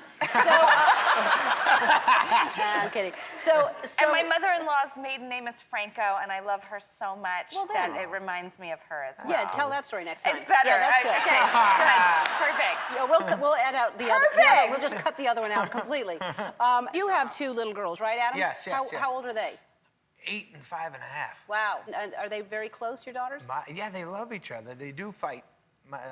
They get in fights, and Sadie's kind of like, I think Sadie is at school all day with kids her age, and you know, has the give and take of you know, being cool and all of a sudden not being cool, and like other kids are better at certain things, and she's better at other things, and you know, she has that all day long, like emotional ups and downs. And at home, when she comes home, she's just like, I'm gonna be better at this little kid, you know, better than Sonny. That you know, Right. it makes her feel good. So she'll beat her up.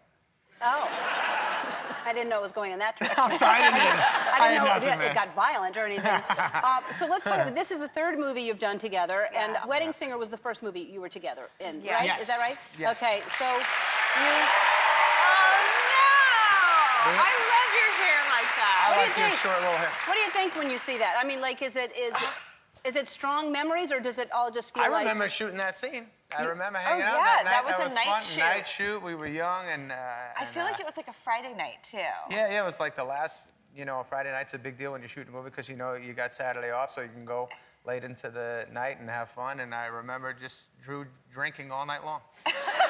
I mean, we had so much fun on that movie. It was just. What is the most fun thing about working with Adam? How good he is to everybody. Like how happy the set environment is. I would imagine. Because, I mean... Because you're a good guy. He's a good guy. He's a good Most of the human, time. a Most good of the heart, good dad, good partner to me, amazing husband, friend. Like, he's just a good person. And what is the best thing about working with Drew? Getting to make out with her. Yeah.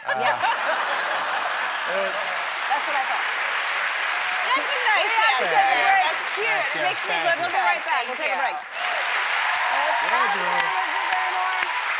You were joking when we went to break that the best thing about working with Drew is making out with her, but y'all are so close. You're like brother and sister. Yeah. Is that weird when y'all are making out all the time?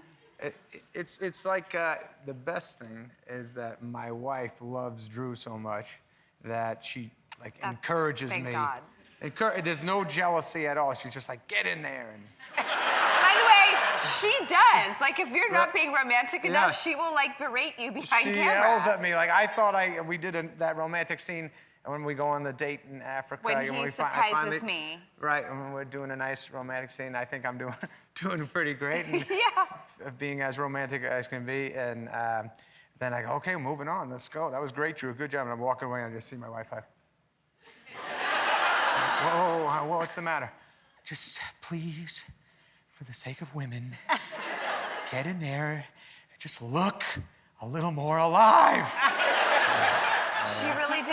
I love it. That's His wife, great. Jackie's amazing. And you're also representing your marriage. She wants you to Yeah, look that's good true. for her, too. That's true. Exactly. But that was what's great. So not only did everyone's family went to Africa. Yeah. I mean, it was amazing the life experience that we got to have on this movie. That's There's it. me and my husband, Will, and Olive, and That's- that's Tiddy. that was a real kiss, By the yeah. way, T-I-D-I is the elephant's name. Yeah, Because the handler kept going, hey, Tiddy, Tiddy. I was like, really? That doesn't mean the same. Oh, and they were like, Tiddy. And I was like, right. Of course. So, but that's amazing that you were so close with all those, because I saw the pictures, and I saw something a while ago when you were shooting it that you were leaning over and like either a cheetah or something jumped on your back. It was a cheetah, yeah. We went to a place and you got to, that cheetah right there jumped on my back like out of nowhere. And I don't think it was supposed to because the girl looked stunned also, who was supposed to protect me. You were crouched, and I think that was kind of... That was the mistake. Yeah. Well, she should have told you that. I'm not the one that should tell you. She told me to. She told me, go down, reach for water, and you'll give it to the cheetah. I was like, why am I doing that? Yeah. And then I bent down, and all of a sudden, boom, it jumps on me. And then after, she's like, they don't like when you crouch. I was like, you told me to get down. Okay, by the way, there's the scene where the baboon serves us beers in the Hooters wig. Yeah. That baboon, the handler came up to me and goes, now, don't make eye contact with him. And I'm like, okay. And he goes, and don't show your teeth. And I was like, okay. So then there was one take where the baboon crawled up on me and was like in my face, and I was like, It's hard not to be scared. and I was like, help me. Looking somewhere else. And then what's this, the ostrich? Is that a normal thing? Do they like to be ridden? By Adam, yes. Yes, by a handsome Adam Sandler, of course. But no, the ostrich could only go like, a couple of takes, and then we had to do fake ostrich where I sat on a man. And I swear to God, I sat on this great guy, the South African big dude, and he was in a blue suit and like a blue fencing thing, and they painted the ostrich after. And I was on him, and take one, he was like, I'm a huge fan of yours, Adam. I'm like, hey, thanks, man. And action, and we run around. By take 10, he's just like, I can't stand your movies, man. Get off of I me. knew, like you said, you're like, we're going again, like one more take, and he was just like, whatever. Oh, God, he was sweating Oh and my so God, angry. I can imagine. That's crazy that you had to ride that man for that long. Yeah. It was worth it, though. That's It the felt promo right. we used to. So let's before we go to break, you have a goal. I do. Let's try to reach that goal. I do. I was never a part of like social media because I just wasn't, and I'm uncool and private. I don't know what the excuse is, but now I am, and I'm on Instagram, and I love it so much. And instead of trying to be like witty and thinking like, oh God, what did I just say on Twitter all the time because I don't feel like I'm cool like that, I take pictures, and I love the pictures. They speak for themselves. So I would love anyone to follow me on Instagram. Well, Oh, okay. yeah. Don't you want to take we'll do a selfie or something, and Yeah. then you'll post Oh, it can so we can I? get some Please. more. I'm like, hang on. Yeah. Yeah, come on, I just Alan. learned this trick. Okay, ready? No, get in here. I'm in there. Okay. We did good, yeah. Yeah. And then one just weird. Ready? All right. Awesome! So, That's so exciting. we have to go. Wait. Thank you, baby. What's your Instagram name? Drew Barrymore. Wow. You want to reach 1 million? I would love by to the time reach... the movie opens. Yes, I would love to. All right. We'll take a break, and we will bring out the rest of the cast of the movie. We'll be back. Thank you, Adam.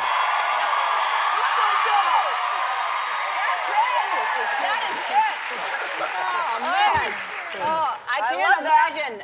Well, first of all, I was going to say, all of you together, you didn't go to Africa, but of course... Thanks for bringing it Yeah, up, well, Ellen. only one who didn't. But let me start with Kevin, because you've been in a lot of Adam's movies. This must be your favorite one that you were in. It is my favorite movie. Because? Because I liked it. And it was so far away, too. It was a 20-hour flight from Los Angeles. I mean, there was even an astronaut sitting behind us going, this is taking forever. When are we going to be there? But I'm telling you, to be in this country where there's just animals running wild, please, Adam. I mean, this is where they keep all the zoo animals in Africa. And they're not like our zoo animals here. These animals here, it's like assisted living. Do you know what I mean? They don't even compare in size. But wonderful trip. And what a difficult character you had to, be with that young girl making out the entire time. That must have been tough. It was tough, and my wife was fine with it as long as I didn't have any eye contact with her. Like the baboon. Yeah. Don't show the teeth or anything. Yeah. Now, so Wendy, you did not go to Africa. Didn't you want to go? Couldn't you have said, hey, I know that my character didn't go, but can I go? She did say that. We said no. Right. No, I wasn't even brought on until they got back from Africa. Oh, so no. I didn't even know anything about Blended Oh, no. until Yeah, they're like, like a few oh, I days think before." we forgot to cast this part. Who could we call? And luckily they Yeah. called me. I was maybe 40th on the list No. of people to call, but you called me. You were incredible. And Terry, all you did was dance and sing the entire time. Yeah, that's what I That's do. all you did.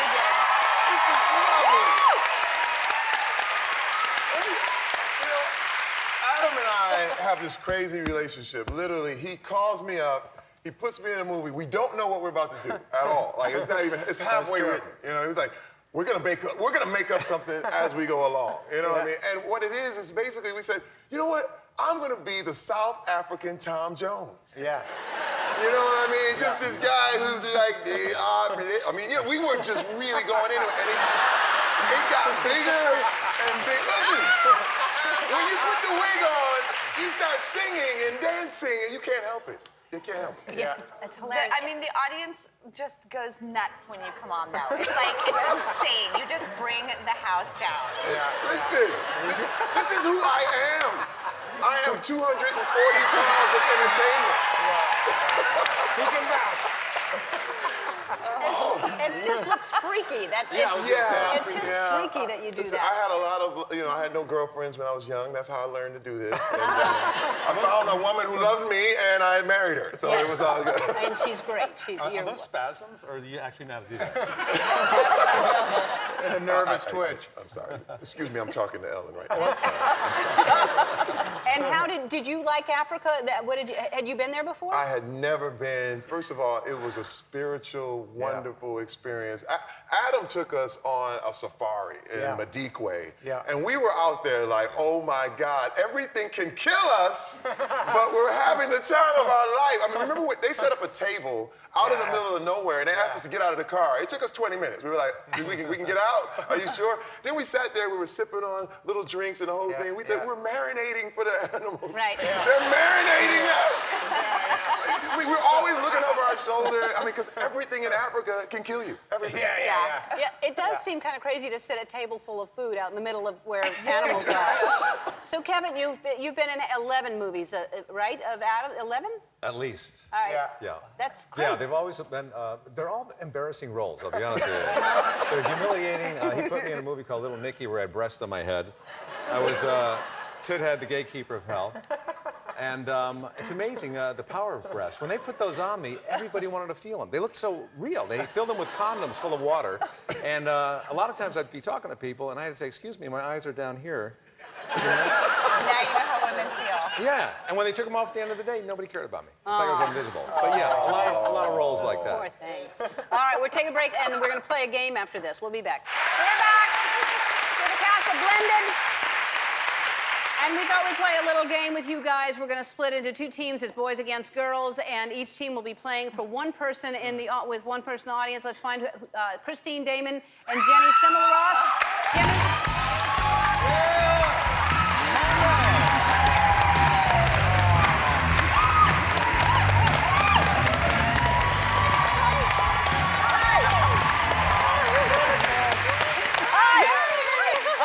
Here's the deal. One of you is going to have a chance to win a 5-night trip to Sun City, South Africa, and stay at the Palace of the Lost City, which is where most of the movie was shot. You'll get to go on safaris and see lots of animals. It's a great trip. And Christine, you're going to be on my team. Come on over here. And then Jenny is going to be on Adam's team, so you can slide over with the guys here. And so here's how it goes. Sure. So. We're up first, and I have a whole bunch of boards with different animals on them. Drew and Wendy are going to you and I are going to try to guess which animals they're doing, and we're going to guess as many animals as we can in 45 seconds. All right? Okay. So you guess with me, okay? Let's go, ladies. All right. Yeah. Elephant. Gorilla. Yes. Sheep.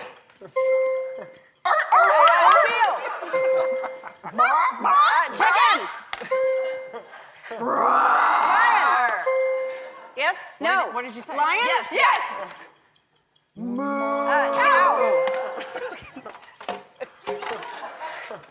A giraffe. Yes. Wow, that's amazing. Ostrich. What?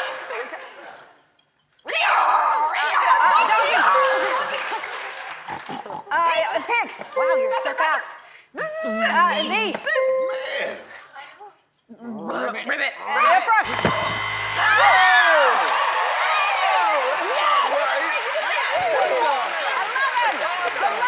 Wow, that was so fast. All right. All right. So two of you are going to, Adam, you're going to guess over here, and Jenny, you're going to go over here. And so these are not necessarily animals. It could be something else. 45 seconds you have. All right. I'm so nervous. 45 seconds. Good luck. Go. We got 11. Go. Go.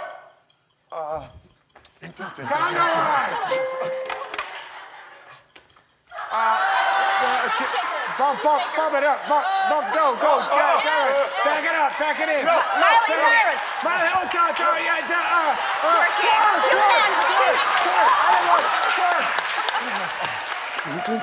Yeah, a waltz. That's good. Sing along. Yeah. It's not a disco. Yes. Okay. Vogue. Yes. Oh, they're so far behind. The waltz. Yes. Ballet. Yes.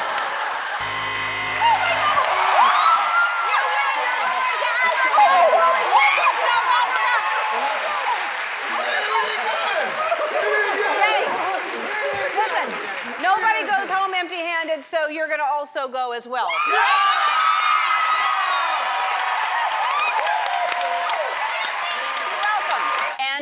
And someone that you have worked with before is Drew Barrymore. Yes. So she should come out and be here with us. Drew, come on out.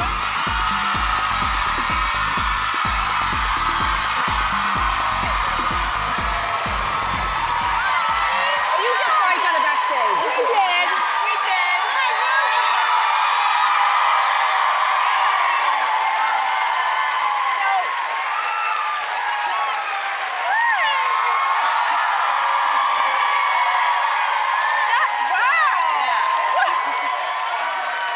What is happening? They love you. That's crazy. They always love when you're here. You I'm know that. like an overeager, happy, nice person. I've met my match with you guys. Yeah, Thank you.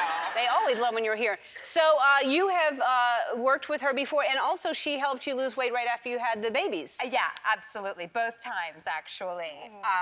And it was, and I'm like one of those, you know, eat whatever you want, enjoy your pregnancy, wait till it took 9 months to build it, takes 9 months to unbuild it. But on the second baby in particular, I was like, oh, wow. Wow. This is different. And so, yeah, Kimberly, we've worked together in so many capacities. She has made my body a temple and healed me of things medicines couldn't. I've lost weight. My skin feels better. I have the best immunity I've ever had.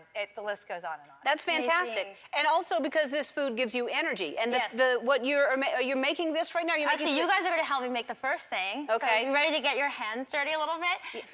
This is? These are my lentil meatballs. Okay. So if you guys just start putting in, Ellen, once you put in the gluten-free breadcrumbs, the veggies, the egg replacer. Okay. And Drew, if you want to put in the olive oil, just start mixing it all together. Okay. What's great is whenever I come here to cook for you personally, Ellen, I'm always making the vegan version. Right. Well, Yes. Right. Kimberly has got that covered up. And the olive oil. So just mix it all together. And now I want you to get in there with your hands. And try Drew, and get in there with your hands. Okay, great. Make the meatballs. Make the meatballs. What's the this? same Does that go size. in there too? Yep, that's the egg replacer. So a lot of people tell me they crave heavy things like meatballs, especially when they're, you know, stressed out. This is my version that tastes really grounding, but it's lower in fat, a little bit of salt and pepper, and lots of fiber. I'm just making okay, that now up. let's make the meatballs, ladies. Start making them with your hands. Don't be shy. What size meatball do you like? So about a ping pong shave would be good. because already mine's the size of a baseball. All right, try and make them the same size. I'm gonna I grab like a the big pasta. meatball. I love a big meatball. I'm gonna check on you. I know.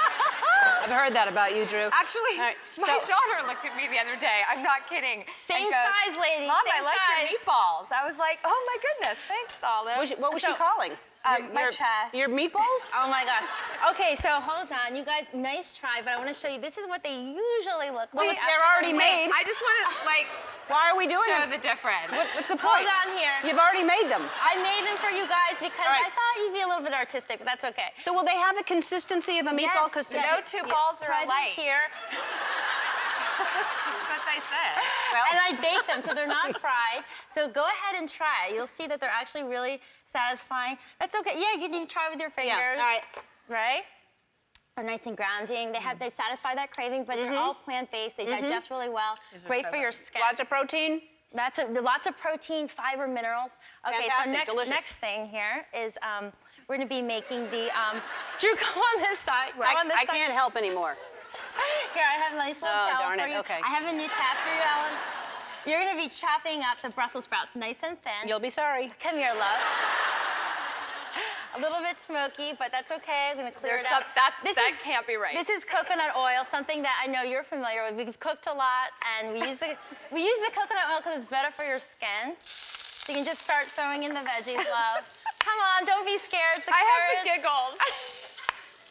So what's amazing about this, throw all the veggies in. This is, you know, a lot of people tell me they crave carbs and they get takeout food, they want noodles. Now you're gonna stir nice and well. Oh God. What's amazing about this, Ellen's doing the Brussels sprouts, is that when you cook Brussels sprouts, they actually have the texture of noodles. What is so funny? Okay, stir nice and evenly. What Ellen. is Keep going it on moving, keep it behind moving. me? Is there like... The So this is tamari. You're familiar with that, I right? love The gluten-free tamari. soy sauce. Oh my I'm gosh, horrified. you're doing What's so happening? amazing. You guys are amazing. thinking like, is there like a naked man running through this frame or something? Okay, so leave this here. I'm gonna Oh, turn God. this off. Let's just leave this here, love. Now I want you to try. Now you guys finished. You did so well. Try the Brussels sprout pad thai. Come here, love. I made this for you before too. So it doesn't have any noodles in it, but it has that consistency. You're eating vegetables, but it tastes like you're having noodles instead of all the flour.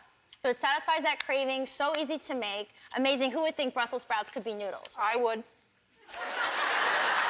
We had the same idea. I love spaghetti squash. You have a great spaghetti squash recipe. Wait, we have to take a break? I only cut one Brussels sprout. All right. And it's beautiful. Isn't it? It was. Yeah. You did so well. You should get a tight Look at that. shot of You that. get an A+. True. All right, we'll take a break, and then we're. I think I messed the whole thing up. I like what we're getting to in a minute. We'll take a break, and we'll get to more delicious, healthy stuff. We're back with nutritionist Kimberly Snyder and the lovely Drew Barrymore. And so we're going to get to the delicious dessert sugary thing in a minute. But this is crazy. A lot of people try to emulate the bacon because people love bacon so much, but it's so unhealthy for you. And this is eggplant? That's right. When you think of bacon, you don't think of reaching for an eggplant. But if you guys try this, you'll see that it's an amazing replacement. It's really satisfying. You bake it so it has that crunch and sort of that salty flavor. And it's delicious for you having a vegetable. I watch a lot of food shows and I fantasize about being on them, and I'm on one. This is so exciting. I'm always like, they get to eat that. Look, we have overhead shots and everything. Guys, come down. I have something really exciting about sweet cravings. Sorry, I was still eating. Which is really, really common. Here, I want you guys to pour the batter on. These are my chocolate pancakes, but it's really special because they're gluten-free. Make them kind of small so they're easier to flip. Again, your meatball was huge. She said it after I poured. She goes, make it kind of small, and it was already pouring. It's huge. It's okay. It's okay. But we use almond milk instead of dairy and raw cacao, and also just dark chocolate is actually good for you. Yeah. You know, you can. I just like saying cacao. Cacao. Cacao. I'm going to turn mine on the show tomorrow because it's not. Mine is equally. So if you guys want to. Well, I loved your attempt, but here, I want you guys to try the ones I made for you. These are the finished products. Wow. Can we eat with our fingers You can just again? eat it with your fingers All right, I'm like just you gonna were have a doing bite. earlier. That is why. So there's no refined sugar, too. We're using coconut nectar, which actually is cacao. Oh, my God. Cacao. Kimberly's book, The Beauty Detox Power, is in bookstores now. It is also available on my book bar on Entitled. Sign up today to start reading. Everyone in the audience is going home with a copy of this book.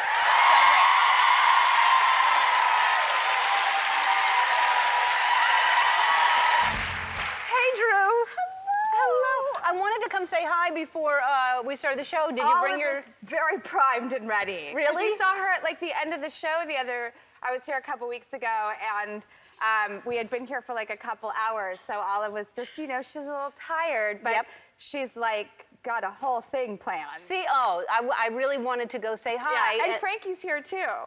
Okay, can I say hi? Well, if you'll hang out. They would be thrilled. I'd love to see him. You have a giant toy backstage, and they're just so thrilled too. The teddy bear? Yeah, thing? I was like, you know what? Let me not ruin something that may be coming on the show later. No. Yeah, there's a giant bear. I don't know. I don't know why that's there. I pass it every day, and I'm like, why do we have a giant stuffed teddy bear? For my two daughters to go mental. It's it's adorable. Take it home with you. Oh my God! Yeah, that's just what Olive needs. To have a balanced perception of the world. All right. Well, if they're back there, we're going to shoot the teddy bear. By the way, we're not going to shoot the teddy. She did ask too. Yeah. She was like, "Can he come home with us?" Yeah. And I was like, "No, unfortunately Yes, not." he can. Oh my Yes, God. he can. Well, then you just have to keep her, very unspoiled and balanced. All right. Like my life's mission. Yeah. She's got a strong personality. As you've met her a few times, Olive is. I don't know exactly who she is, and it's just fascinating to find out who your children are. If you say "Hi, Olive," she's like, yeah.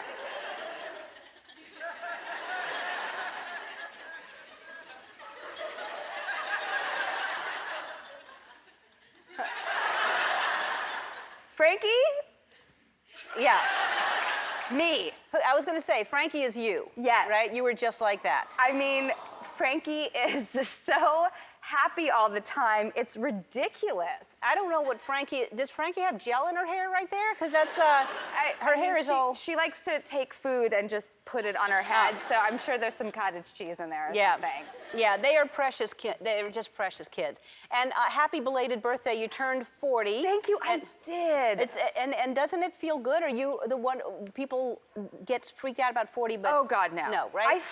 It's weird. When I was a kid, I felt like I should be older because I was like working and it just not being really a kid. And then when I was in my 20s, I was like, no, I want to be a kid finally. And I was like in flux. And now it's the first time in my life that my age has met up with where my life is. And it's perfect. I love being 40. That's fantastic. That's how you should feel. Yeah, thanks. That makes sense, though, because you kind of.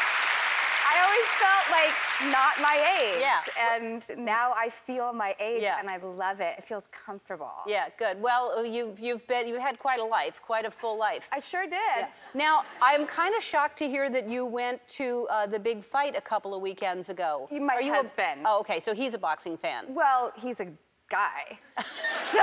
And all guys love boxing? I mean, I don't know.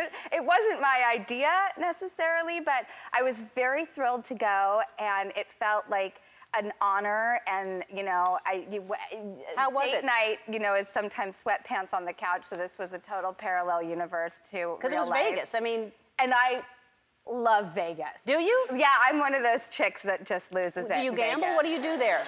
I become like. I mean, first of all, I'm hanging out with the Tecate girls. So like, that happened. Yep. I become a little unhinged.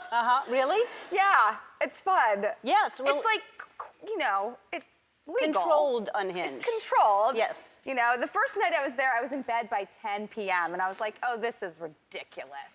So then I'm in Vegas. Then what? Then what time did you go to bed the next night? Like 2. That's good. That was huge for me. Yeah. I mean, the other night I went on a date with my husband. We went to see Mad Max. I was crying on the way home because I was like, the entire cast of my worst nightmares is in this movie. It's so scary. It's brilliant. But it's like, I'm literally like, I went home, I had a glass of wine. I was like, I need anesthesia, Twilight, quick. I'm freaking out. I'm not going to be able to sleep for the next 3 months. Wow.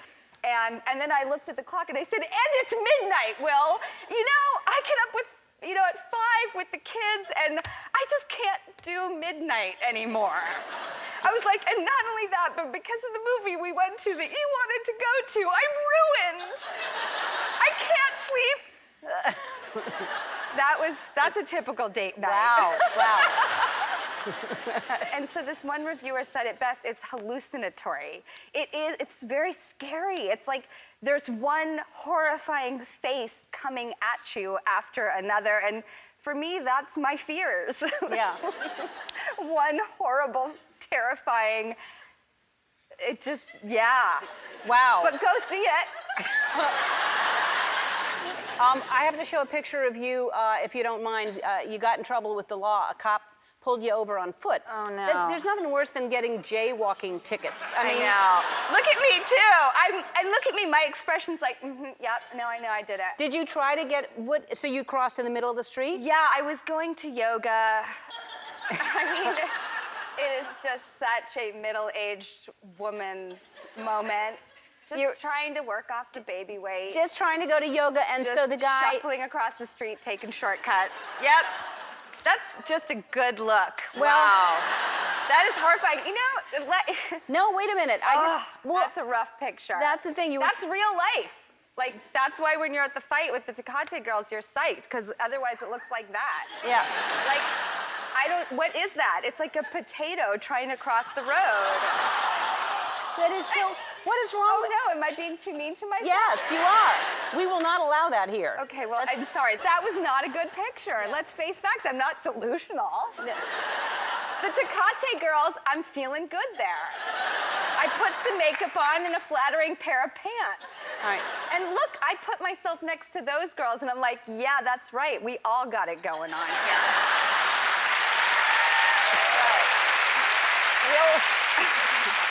We'll be back and play a game.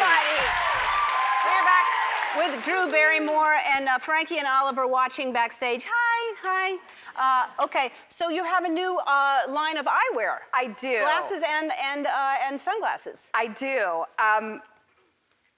Yes, I do. Sorry. So yes, I have an eyewear company. I have a beauty company called Flower Beauty. Yes. And it is sort of my whole world right now, this amazing cosmetics company. And so now we have Flower Eyewear, and it is sold exclusively right now at Walmart. All right, so what we thought we'd do is play a game because, as you know, depending on the type of glasses you wear, reading glasses or sunglasses, it changes your personality. It kind of shows who you are. So depending on what you're wearing, like if you're wearing something sexy, like which would you, if you were going to do something sexy? All right, so now you put that on. And you're gonna, so anything becomes sexy, right? Look at that. So, good. Now, just to prove a point, you're gonna read a weather report and make it sexy. Wild weather brought everything from lightning to pounding rain. Across parts of the Southland, more hot and sticky conditions. On Wednesday, highs in the 80s. Oh, sexy, sexy. All right, good. All right. Like, now, you're gonna, dramatic. What's dramatic?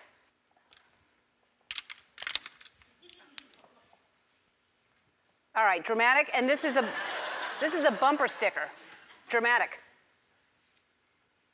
If this camper is a rockin', don't bother knocking. Yeah, dramatic. All right. Ah. This is uptight, very uptight. Okay. Very uptight, you're gonna do a children's song. I'm a little teapot, short and stout.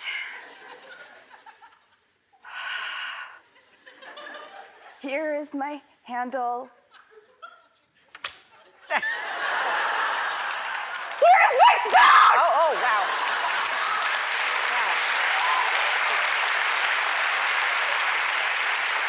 When I just get all steamed up, I just shout, just tip me over and pour me out. All right, okay, all right. Wow, for more information on Drew's new eyewear line, go to our website today. Everyone here is going home with a pair of Drew sunglasses. Hello. Hi, Drew. Hi. It sounded like more was coming out. I know. Well, you know what? There was more. What was going to happen? I'm so happy to see you. I've been texting you like a crazy person because I've just been excited to see you. I'm excited to see you as well. And we keep saying every time you're here, it's just too short and we need to spend more time together. It's true. Let's talk. First of all, I forget, because I know you now and I didn't really, obviously I saw you in movies, but I forget what your life was. And it's a bestseller, so congratulations. I on that. just found out. I'm so excited. Thank you. It's a really amazing book, and like I said, I forget about all these stories, and I love that you are sharing these. Thank you. I mean, first of all, you were emancipated from your parents at 14. Yep. Which is crazy. Yeah, I mean, it seems crazy now, especially as a parent, but at the time it was a really necessary thing for me and my mom, and we were actually incredibly gracious about it with each other. And she was there, and it was something we needed to do. It was where our journey had taken us at that moment. And it didn't make either of us bad people. It just was what it was. Well, it certainly didn't make you. You're 14 years old. Yeah. So how was your mom about this book, that you wrote this book? She loves it. I gave her a copy. We've talked about it very intimately. And I have to say, it was such an extraordinary year of my life writing this book. I came to terms with so many things. It's a love letter to my daughters and writing as a mother now myself. And it was just, I found humor in places I didn't have it before. I had a new perspective where it was different, and it was very revelatory for me. And I laughed as I was writing, and I was like, even, and then I cried my eyes out as I was writing some stuff. I couldn't even see the keys on the typewriter, and I thought if any of this comes through, then I'll have done a job that I was hoping to do. Well, the stories are amazing, and you don't call it a memoir. You're just sharing certain stories. But I mean, That's right. Meeting Steven Spielberg. Yeah. And you were how old at the first? 6 years old. And I lied to him. I lied my face off. I told him I was in a rock and roll band. I was a drummer, of course, because drummers are the coolest. And that I was a cook, and you know, I mean, just, and funny enough, I went to meet on a movie called Poltergeist, and the director, Toby Hooper, wasn't there that day, but Steven, who was the producer, was filling in for him, and I felt like I had him in my butterfly net. I was so excited. Like, Pippi Longstocking was my hero, so like, I just felt like girls can do anything. They, you know, there's no ceiling, and I sold myself and like told my little stories, and I was like, and he was like, you know what? You're not right for this. And I was like, oh, okay. And he's like, but I'm making another movie, and I think you should come audition for that. And I was like, oh yeah, okay, sure. I'm sure he won't call. And he did, and I went in for it, and it was a movie called This Boy's Life. And after numerous auditions, I got that, which later became a different title called E.T. So, crazy. And I want to get to there's a lot of stories. So there's another story about your dad who was equally, you said they were really, some people maybe aren't meant to be parents. Yep. And it's not their fault, but they had a child, and your dad was a very free spirit. Very free. Did not like to bathe. No, he did with lemons and olive oil. Okay. He felt the lemons were the cleansing and the olive oil was the moisturizing. He was like a human salad. And he was very charismatic and odd, and I just appreciated him from afar. Yeah, because he wasn't a part of your life. Yeah. He left when your mom was pregnant. Yeah. So then you were in hospice with him when he was passing. He got cancer, and I had a very rare turn of events where I got to take care of him for 3 years in a hospice. And then after he died, you have to tell this story. We put his ashes in Joshua Tree. He loved Joshua Tree, and I had spent a bunch of time with him there whenever I visited him. Like if he had an address at all, it was Joshua Tree. Which if you know Joshua Tree, there's no houses there. So we took his ashes there, and I went to this little motel, and I was sleeping until we were all gonna wake up and spread the ashes. And I felt a thing, and I sat up in my bed, and the doorknob of my room opened, and the door just opened. And I just sat up in bed, and I was like, Dad? It was a moment where you can have hope about anything being possible, and it was a very unique moment. Amazing, amazing. There's so many stories in here like that. There's jumping off a cruise ship and swimming to an island, like crazy stories. Yeah, I jumped off a ship. I had to get out of there. Yeah, well. I really had it. And, yes, we've all felt that, but not jumped off the ship. So we have to take a break, and we'll talk to Drew about the movie she is in. We'll be back. That's Drew Barrymore and Miss You Already with Toni Collette. It is a love story. It's a beautiful movie, but it's, well, tell everyone what it's about. Well, it's about two lifelong best girlfriends, and one of them is trying to have a baby, my character, and one of them is has cancer. And it is a very unique story, and I'm very proud to be a part of it. Yeah, it's very touching, and there are moments that you're sobbing, but it's beautiful, and that's a testament to how well it's done that you get so caught up in this friendship. And you almost didn't do it because you had just had Frankie. I did. And which is, was in a way, you always think the worst timing is going to just be the worst timing. And sometimes in turn, I was playing this woman who was trying to make a baby, and she's struggling with IVF to go through it. And I had just made 2 children, so I was in just this yummy baby making body. And, in some ways, because I also had this sort of, I'm going to come here and do my job and get home to my children. I had this like backbone that I've never had in other films, and it's exactly what my character needed because she really was that kind of pillar of strength friend. And I thought, you know what, I want my daughters to see a story like this someday. So here we go, we're gonna take the risk to do this. And they're precious daughters, your Olive and Frankie. They love you. Olive said hello in an email to you. She did? Yeah. Oh. Yeah. She didn't like me last time. She was mad at me last time. Well, she's very moody. We've talked about this. But they're adorable. Frankie and Olive. And the names, how do you go wrong with Frankie and Olive? Miss You Already opens in theaters today. Drew's book, Wildflower, is in stores now. You're all going home with a copy today. We'll be back. Alrighty, we're back with Drew Barrymore, who loves to cook, so we thought, who better to show us a few things in the kitchen than the one and only Martha Stewart.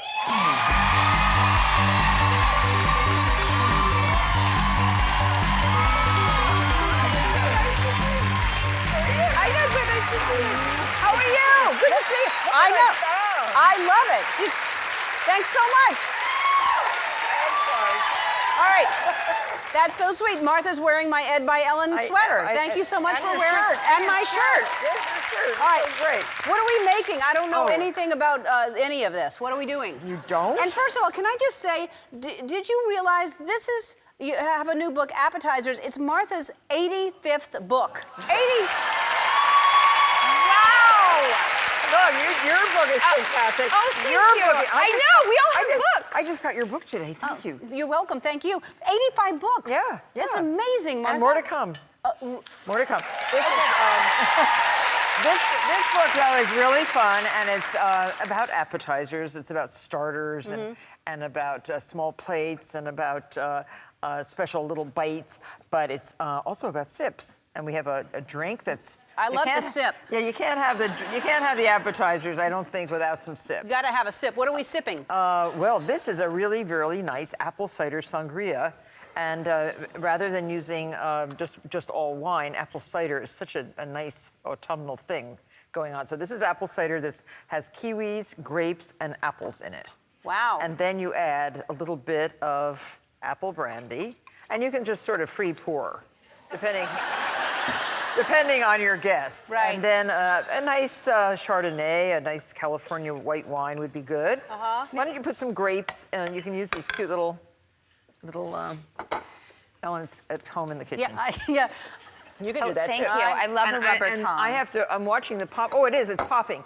Yeah, something is happening over there. Yeah, I'm not have you sure made what. popcorn in a Perfect. in a poppy store? Wrong.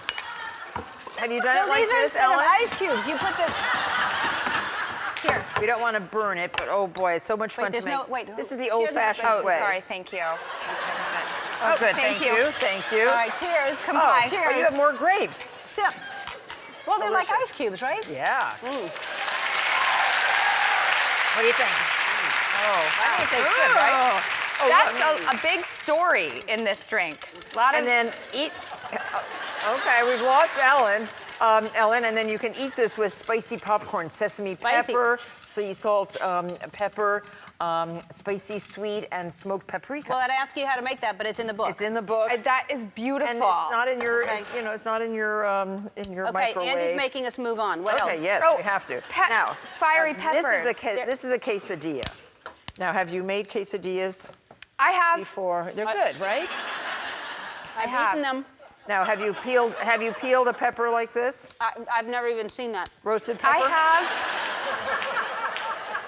These are roasted poblanos, everybody. I've peeled some peppers. So the easiest way that I find to make roasted peppers is to roast them until they're completely blackened. I would throw that out. And I know, I think so. I mean, it looks like there's something wrong with it. But something is about to be revealed. But yes, but put this in a paper towel and just peel off the black skin. And look, underneath you have this most beautiful poblano pepper. All right. Do you eat poblano peppers? I don't know. I don't know anything about peppers. Okay. But it smells familiar. It's delicious. Put your tortilla right in the pan. Right. heat it up a little bit. And then you Sweet potato. Sweet potato, and then these are the poblano peppers. And you julienne them. Yes, you julienne them afterward. See, I think you sound like Julia. How do you open the avocado? Here, you do that. I personally like to do a little, all the way around. Yeah. I'll show you. Follow Would you it. like to do it here? You do it with this one. Okay. And then I like to knife. Well, this one's not sticking. Well, it's loose. I'm done. That'll come right out. She really did it. loose. See? Ellen knows how. See, that's it. You knifed it. Yeah, and you you give it a did. little nick, and then you can lift the did. sucker right out. And then you can slice it right in this shell. Yeah.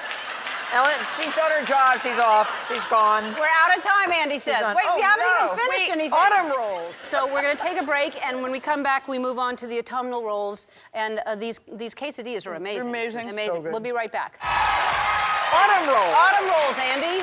The difference between autumn rolls and spring rolls are the vegetables. Yes, that's the vegetables. Okay. Because that's what's in season? So here, you deal with What do you want me to do with this? Now make that nice and These have been sitting here. These were Okay, so you can work right I went on there. here. Yes. All right. Okay, so these are all the vegetables we have. What is this? Beautiful. What was it? That is a rice paper wrapper. It comes like this. Yep. 5 seconds in hot water, and then take it right out. Okay, yeah, that works Okay, real but we well. don't have any Look water. at that. How do you keep it from doing this? Well, we waited a little long. I'm It's so happened to all sorry. of us. And we did. We waited a little All right. long, and then you can just watch all the nice things that you All put right. in here. And here, these are the rice noodles that go in. Again, you keep those in the hot water just for 5 seconds or so, and drain them. And carrots. Look at Drew over there. Yes. Going to town. Oh, she's doing a beautiful job. I don't know if lifting it in your hand is so good. Just slight die and go to heaven Now, moment. if Martha you're Stewart if said you're mine not looked If okay. you're not a vegan, you could add shrimp to this or crab meat. It's really tasty. A little bit of scallion. Oh, I'm putting a little bit of beet green in here too for you. Thank you. Because you like beet greens, I was told. Really? That's what they said. I don't even know what a beet green is. And then you roll this up and fold in the sides. And you keep it on a wet towel like On this? a damp Does that towel. help you? Yeah, well, it does. It does if you Okay. don't let it sit too That long. seems But look, very but look. tricky. No, look. No, it's good. Look. Oh, that's beautiful. Okay, it worked. You could do a cigar. Do you roll It worked. cigars? I can roll cigars, cigarettes, whatever. What do you mean, whatever? Whatever. And then, all right, dip that into the peanut sauce and All right, take a bite. all It's right. very healthy and Uh-huh. good. I bet you'll like it. You like it? You were correct. I like it. Good. Excellent. You I didn't know what you were looking for, so I did this side kind of, coming out, Like a je ne sais or quoi. this Right. side tucked in. Yeah, that's perfect. Okay. These are still on fire, Not so attractive. but they smell really good. Yeah. They Oh my were God, we just were like that. But I have to talk. Hold on. I want quesadilla. That's what I want. These are incredible. Aren't they good? Oh my God, We're there's gonna so make much those. We're flavor. gonna make those for We're all Olive. so far apart. I love our pattern I explosion love, now, do you know today. because now I know who makes this, and his name is Boswell. Thank you, Boswell. Who makes that? You know what? This designer, her name is Vanessa Seward, and I am obsessed with her. And Kate Middleton wore the same dress, and she likes her, so she must be cool. Yes. You came to LA in a beautiful. This is like the weather here is outrageous, and you were in New York, and it's snowing. I mean, it's just, and I keep doing this because I want to be with my kids till the last minute. And then I'm supposed Because to. they're there. Because they're in New York. And so my wonderful employers, Netflix, who I'm so grateful to be working for, I keep being on the verge of totally screwing them over.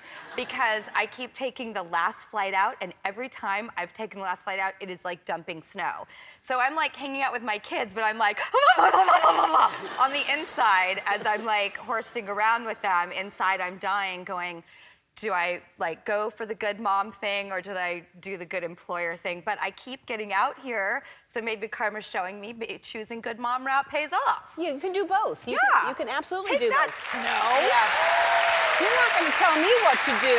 You better listen to me, Snow. I'm going to stay with my kids. And they are adorable kids, and I love them. And they love you so much. By the way, you know, when I have to leave sometimes, it's, you know, a different reaction every time they're kids.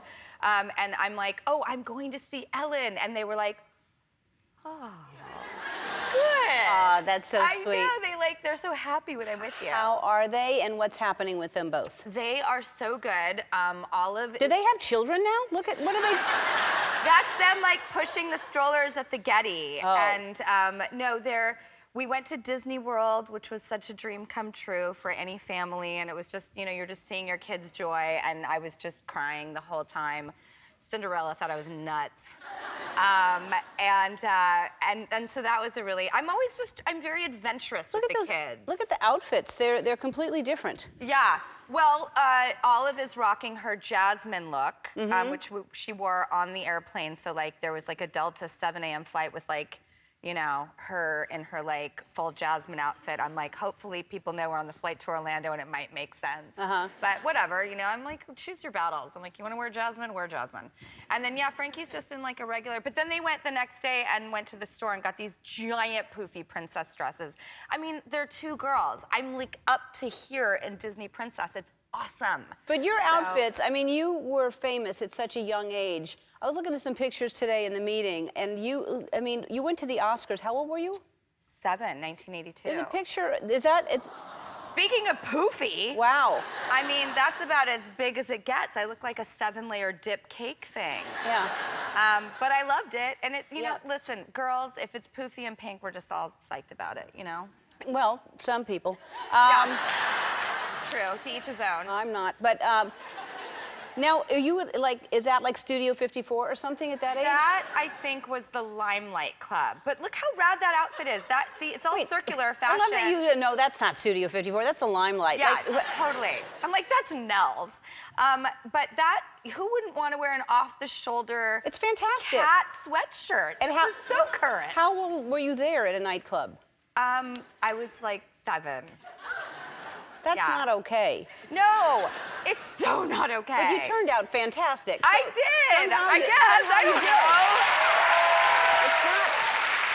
It's not normal. It's so not normal, but that's okay. You know, everyone has their own unique little journey, and mine was very unorthodox, but it's ironic because it's made me like the pillars of appropriateness as a parent. I went the total opposite way. Yeah. You know, that makes sense. Yeah. Because you were so rebellious. Tell the story of you getting stuck in a parking garage or something. Oh my God, the Bronco. I wrote about it in the book Wildflower, which of course they came on your show to talk about. No, I just wanted to get out of this parking lot. It was New Year's Eve, and so I drove a Bronco, and I just kept ramming through the gate until I got out. Because it was closed? Because it was closed, and it was a giant gate. Right. But, you know, these are the stories I will tell to my children in very sort of why I would never do that again kind of way. Right. You know, don't pretend you're not who you were. You know, don't be not proud and don't lie, but you know, this is why I would wait until the gate was properly opened now. Yeah. No need to ram a gate or even be in that situation at that age. I mean, what was I trying to prove? Yeah. I don't know, but it was so fun. But you, as I said, dancing in clubs, ramming gates with Broncos. I can't lie, it was fun. Oh, I bet it was fun. I mean, I can't even imagine what. Well, anyway, but you really are a good person because I know you, and you and your husband are not together anymore, but are doing such a good job raising your kids. Thank you. And that's how it should be done because you still are parents, you still have kids, and even though you're not together, y'all are doing it right. Thank you. Wow. Thank you. I can die happy now. You know, it's interesting. I saw this article the other day written about me, and I never see articles written about me. And it was like, my modern family. And I was like, I like that. That has a nice ring to it. And, you know, it was just like my worst nightmare. I so wanted to raise kids in this ultra traditional way and do everything so the polar opposite of my experience. And you know, it really is about the tone you set, and you can talk until you're blue in the face, but kids watch what you do every single day of your life, all day long. And that behavior and that example and that love and community and honesty is just, I think, what's making everything feel safe for my kids. And that's really the intention I had as a parent, was how do my kids have this incredible sense of like freedom inside their heart, because they know I've got them and their dad's got them, and the Grammy and Poppy, I'm wearing Grammy's necklace right now, like their cousins and Jill. I got 2 families. I went from like 0 to 2, and it's a miracle and a blessing, and we do it, you know, in a way that I think a lot of other people are probably doing it too. And sometimes, again, the road is different than what you tried to make it or what you expected, and you just figure it out, and you figure it out with grace. You have figured it out, and you are figuring it out with grace. We're gonna take a break, and we come back. We're gonna talk about dating. Oh God. That's next. Oh God. Take a break. We're back with the marvelous Drew Barrymore, and so Santa Clarita Diet is your first TV show, which is crazy because you've only done movies. So. I know, like between 60 and 70 movies, and I've never done a TV show. And now this is on Netflix. Tell everybody, explain what it is before we show a clip. Well, it's about a marriage, and she becomes a zombie and has to be a flesh-eating human person who's undead. And, you know, it causes some strife in the marriage, but they get through it. And Timothy Oliphant and I play husband and wife, and he's so funny. And I think the show is so 2017. It's got bite, pun intended, but it has an optimism and that I really like, and it has a humor that I really need. And you get very, very messy. Yes. And we do and talk about things that are very normal grocery lists, but that are totally inappropriate. That's kind of fun too. Okay, so do you wait to set up this clip at all? It's a little inappropriate. It's inappropriate. She's very hungry, and she's got to eat, so they try to eat people that, you know, would make the world a better place. Okay, so you're not just eating innocent people, you're eating bad people. Well, sometimes she, you know, loses it, but it's really fun. I think this show is different, and you never know what's going to be successful or not. You never know when you're making it how it's going to turn out. I have to say, I'm really proud of this. I think it is a bit different, and I think it will.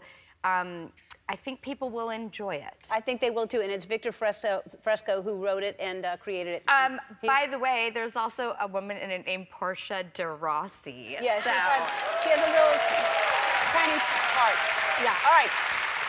So, should we do this real quick, or the date? Okay. So, I want to give you some options. Because there are a lot of celebrities on dating apps now. You wouldn't think that they are, but they're... Oh, no. My friend's on a dating app. It's like Circus of the Stars. It's crazy. It's like doot, famous musician, So I'm going to show you some people, director. and you're going to say swipe left if you...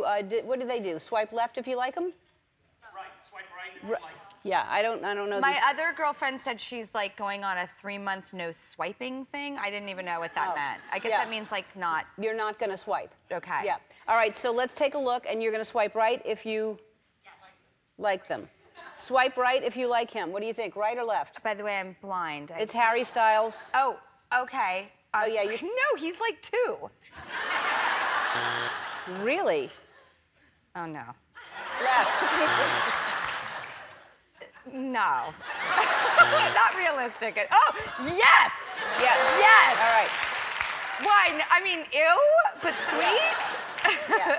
Totally, for me, John Oliver would be the one. All right, John Oliver's But your he's choice. married, so I'm so sorry to his wife, by the way. I'm not being lascivious. What about Lenny Kravitz? No. All right. Thank you, but lovely. What about Jake Gyllenhaal? We did Donnie Darko with him. We helped sort of launch his career, and I just love him, but no. Okay, I heard a but. No, thank you.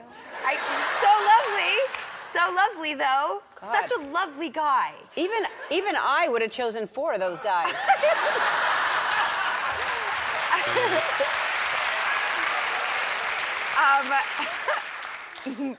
No, all right. I'm going to give up. I'm going to let you. Wait. He's pretty hot. Yeah. All right, we end with Kit. Jon Snow? Are you kidding me? Yeah. All right. So. He's Come on. also like Kit, 2. come on out. But no, oh my God. All right. Can you imagine? We're going to play a game. We'll be right back. People are going to see this. Yeah. All those people in Atlanta waiting for us to play the game. We're back with Drew Barrymore, and we thought we'd play a game, and we're going to each take turns acting out clues to get the other person to guess what we're trying to act out. In honor of your girls, we have to do it dressed up like princesses. So you're going to go first, but let's go change. They are going to love this. All right.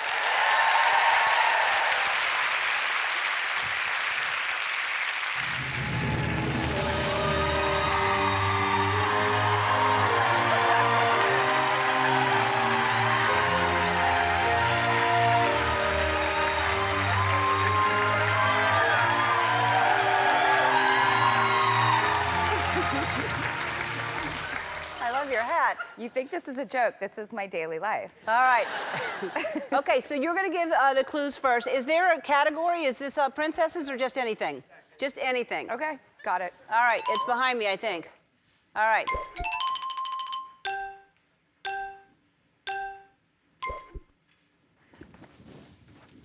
A frog, leapfrog. Hula hoop.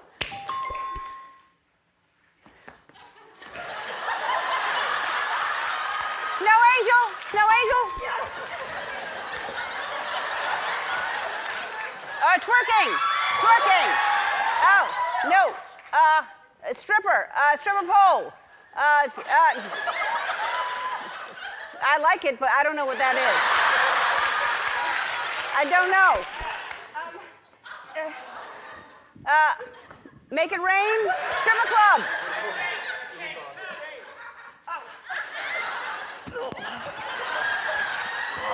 Waxing,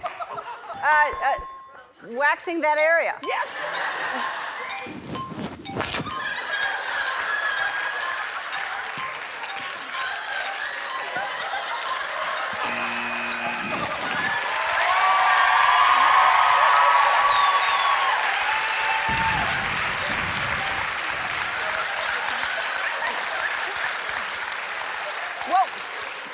What was that?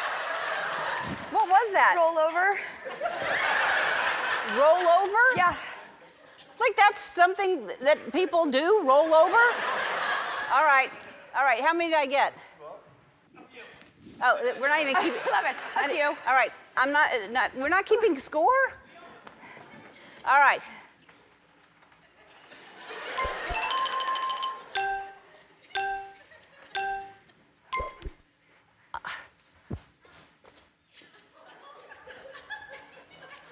River dance, hoe dance, square dance, hopscotch. Yes.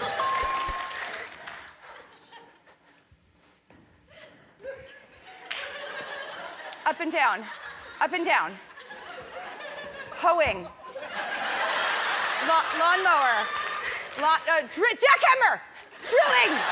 That's a slow jackhammer.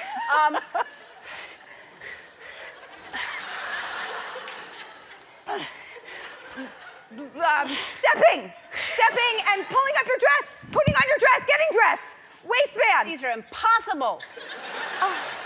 Pass.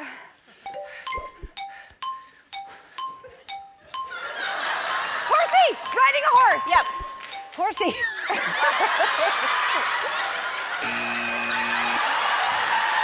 Madonna like a virgin. A snake. Yeah, whatever it is, I like it. Sexy crawl. Sexy crawl, okay. Sexy crawl, like a rollover. All right, the putting on pantyhose was impossible. That was a seesaw. Putting on pantyhose. I know. A seesaw. How do you show that under here? Makes so much sense now that you say it. Yeah. This did not do a jackhammer like that. Very similar motions, though. It is, but they just... But you're right, that would have been like... Yeah, like that. Yeah. I even wore a red dress because I thought red, hearts, love. Yeah. Here I am. And I love the dress, and I love you, and I love that you're the narrator. It's so funny because people, you know, your voice is so distinct, so it really is, It's great that you're narrating this. A lot of the time, like when I'm like under like hat and glasses, they were like, "No, it's the voice. I know it's you under there." Yeah. And I'm like, "Oh, I wouldn't think I had a distinct voice." But you do. Well, great, because You- that's perfect because I'm narrating your show. You sure are. It's like I'm only a voice. It's great. All right, so it airs this Friday. This is a little preview of what it is. He's a little nervous.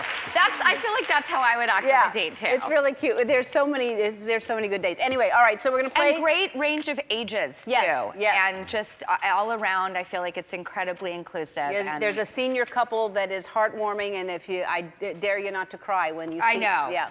All right, so we're gonna play 5-second rule, and I will go first. These are all having to do with dates, I assume. It is. Okay, yes. Twitch. Okay, Ellen. 3 places to go on a first date. The movies, a restaurant, and a beach. Nice. Drew, 3 things to do on a first date. Make a picnic, have dinner, or cook. True.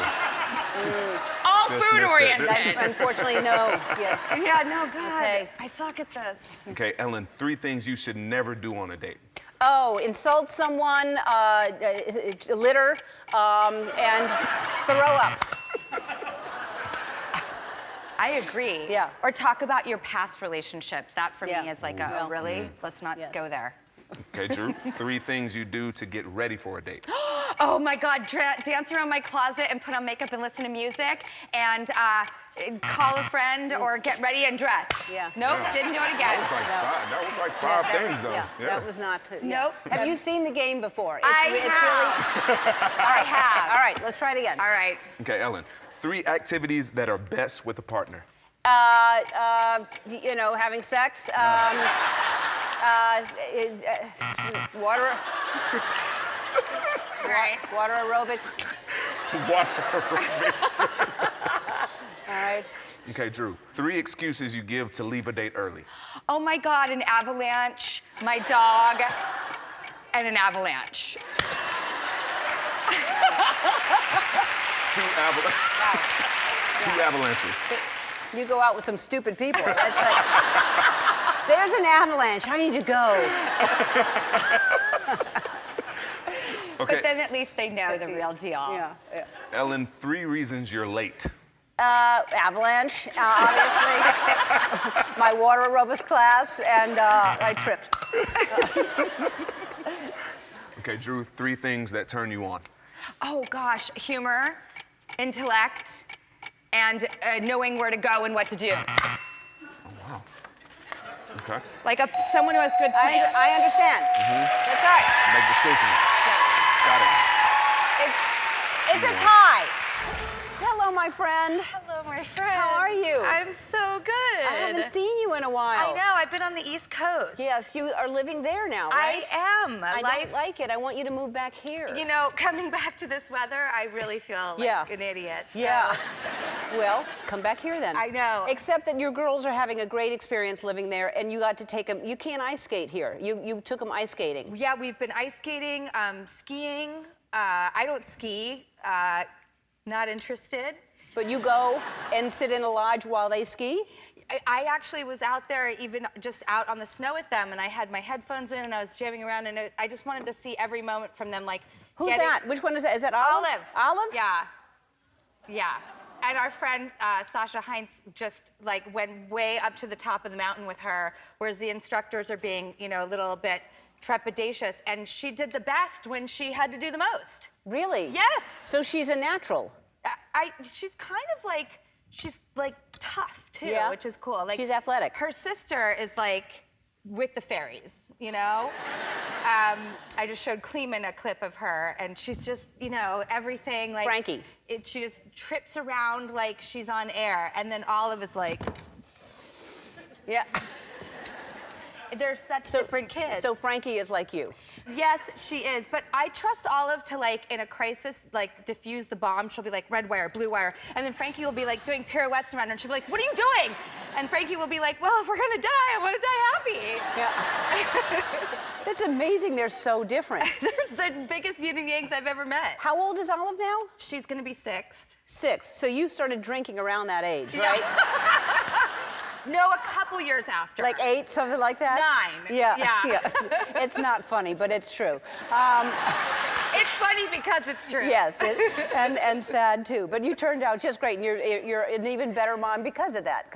Everything in my life has been a butterfly net of information, how to hold it, harness it, and then use it to be my best parent. If I had had family, I don't know if I would appreciate my family so much. If I, wasn't equipped to, I think I will be equipped to deal with teenage daughters. In fact, when the doctor said, you're having a girl the first time, I was like, here we go, mother issues.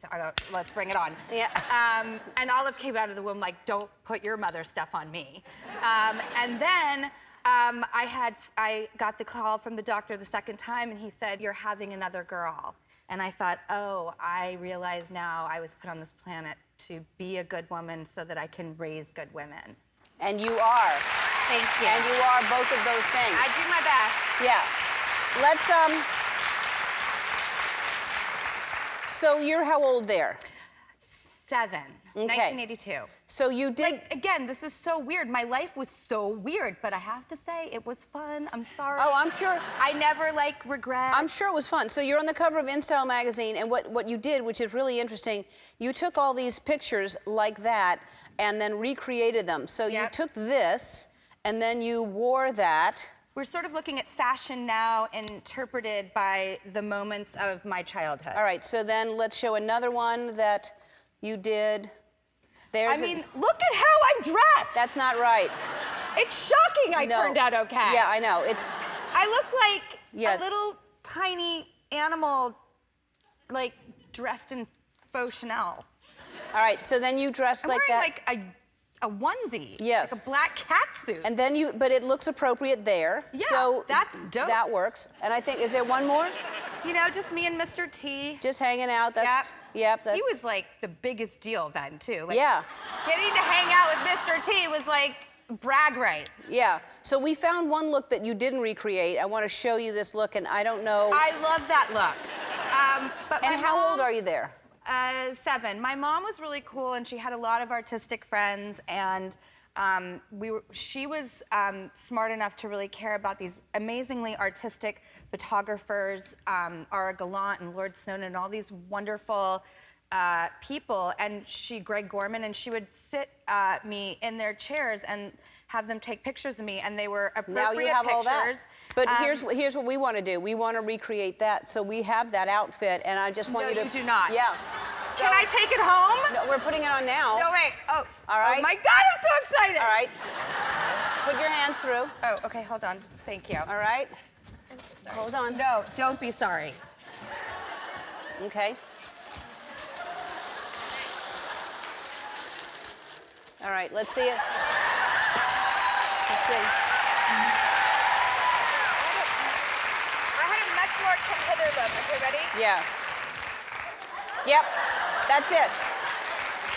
That's it. All right, we'll take a break. More with Drew after this.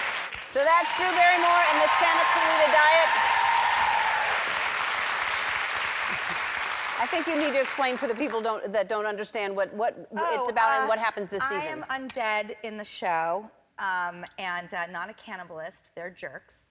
I have to eat to survive. This is what this family is up against, and it's really a show about a family and a marriage, and if something came into this, 25-year dynamic between these people who are really in love with each other and a good functioning family unit, and anything that's created in a family dynamic always speaks to me too. And that's what that is. That was the Santa Clarita Diet. We have to talk about, before we run out of time, we have to talk about this because I saw this tabloid in Australia, and I just learned about this morning. Did you see Drew begs Ellen, find me a girlfriend? Apparently I've given up on men. I guess you have. I don't know. I just saw this. I would go to you if I did want to find a mate. And I couldn't help As you. they would say in Australia. I'm not like I don't have a pack of girls standing by that. I'm not the leader. I don't really know. So come to Ellen for a girl. I would go to you though if I did want to find a boy or a girl. I would be interested in seeing who you I think? Yes, because I love you and I love your opinion. Well, you could try dating apps because have you done that? Okay, here's the deal. So ever since I was like a teenager and excited about the idea of, dating someone, I always had fantasized about a blind date, which I have never and will never be able to have, on my side at least. Because people know you, yeah. Exactly. So when the whole dating app started, I remember eHarmony, it was like, answer 25 questions and that will place you with. So I was like, what are the 25 questions and who would they place me with? Then years went by, and my dear friend, we'll call her Lana Maria VG, and she was on this dating app called Rhea, and then I heard Amy Schumer saying she met her boyfriend on there, and then one night I'm flying home by myself, and I'm like, screw it. I'm gonna fulfill my fantasy and go on a dating app, do a blind date, but not really. So I went on it, and no one responded. And one guy wrote, what is someone like you doing on an app like this? And I was like, is that a compliment and an insult all wrapped in ambiguously but super clear in one felt swoop? Okay, there's that. Then I texted with this one guy, and I said, sure, if you feel inclined to go for a drink, that'd be great, but zero pressure, never a response. Then there was a guy who said, I will meet you, I can meet you from 7 to 8 p.m. I have something afterwards, so that's my limited time window. And okay, and then I'm such a Josie Grossi from Never Begins. I was like, okay, so I'm available, I can't do it tonight, but I'm available every night this week. It's as lame as it gets. And he writes me back, he goes, I'm gone for the holidays. And that was it. Then he was gone. So I got off the site, I mean. And so then I'm with my children's father, wonderful Will, in the kitchen, and he walks in, he goes, why are you on Raya? And I was like, how do you know? I was on it for 4 days, 5 days. How do you know I'm on Raya? And he goes, because I just saw your profile. It came up on my phone. I said, when? And he goes, 2 days ago. And I was like, I'm still on it. I'm still trying to get off of it. Off of the site. We'll help you get off. I'm going to help you get off of that site. That's what I meant. That's what I'm talking about, too. I know. All right, the second season of Santa Clarita Diet will be available on Netflix this spring. We have a little challenge for Drew when we come back. We'll be back. With Drew Barrymore has a beauty line. It's called Flower Beauty, and it's doing very, very well. We're in our 7th year, and we just are this spring going into Ulta 600 doors. That's huge. It's huge. Congratulations. It's such a big deal for us. That is a big deal. All right, so you have your own beauty line, and I think you're quite an expert with makeup. So we have a challenge. First, we need a volunteer, and her name is Mackenzie Quillis. Mackenzie?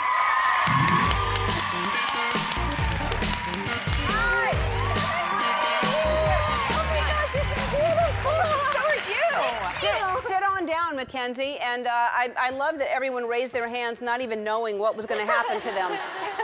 So what's going to happen is you're really good at this, and so I am going to blindfold you first because that's how good you are, all right? So, I love how many things I'm getting put on my head today. All right. All right. Are you completely blindfolded? All right. I'm going to hand you things. Yes. All right. And we're using all of your beauty products, and your face products. So here we go. I'm going to open your hand because this is foundation. So we'll want to put foundation on, right? Make her look real pretty. Real pretty. All right. Take that off. Thank you. All right. Scalpel. Okay. All right. Oh. That's some powder, because she'll want powder. All right. I told you she's good at this. Okay, good. Some blush. There's some blush. All right. Good. All right. This is eye. Here, turn your hand the other way, and then we'll put some really pretty eye stuff. Eyelids, close your eyes, close your eyes. All right, both eyes. You want her to be balanced. Okay, that's good. And is lipstick, is that the lipstick? I think that's lipstick, I'm not sure. That's not lipstick. No, don't do that. That was not lipstick. All right, okay, that's pretty. Wait a minute. God, no wonder you can't find a date. You don't even know where a mouth is. It's true. All right. It's funny because it's true. Yes, it's funny. All right. That's good. Oh. Okay. There. And then the finishing spray is, there you go. You know how to work that.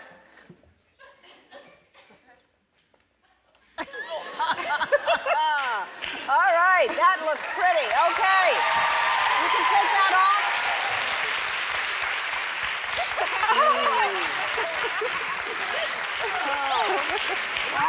There we go. It's too bad. Everybody's like, oh, I didn't get to do that.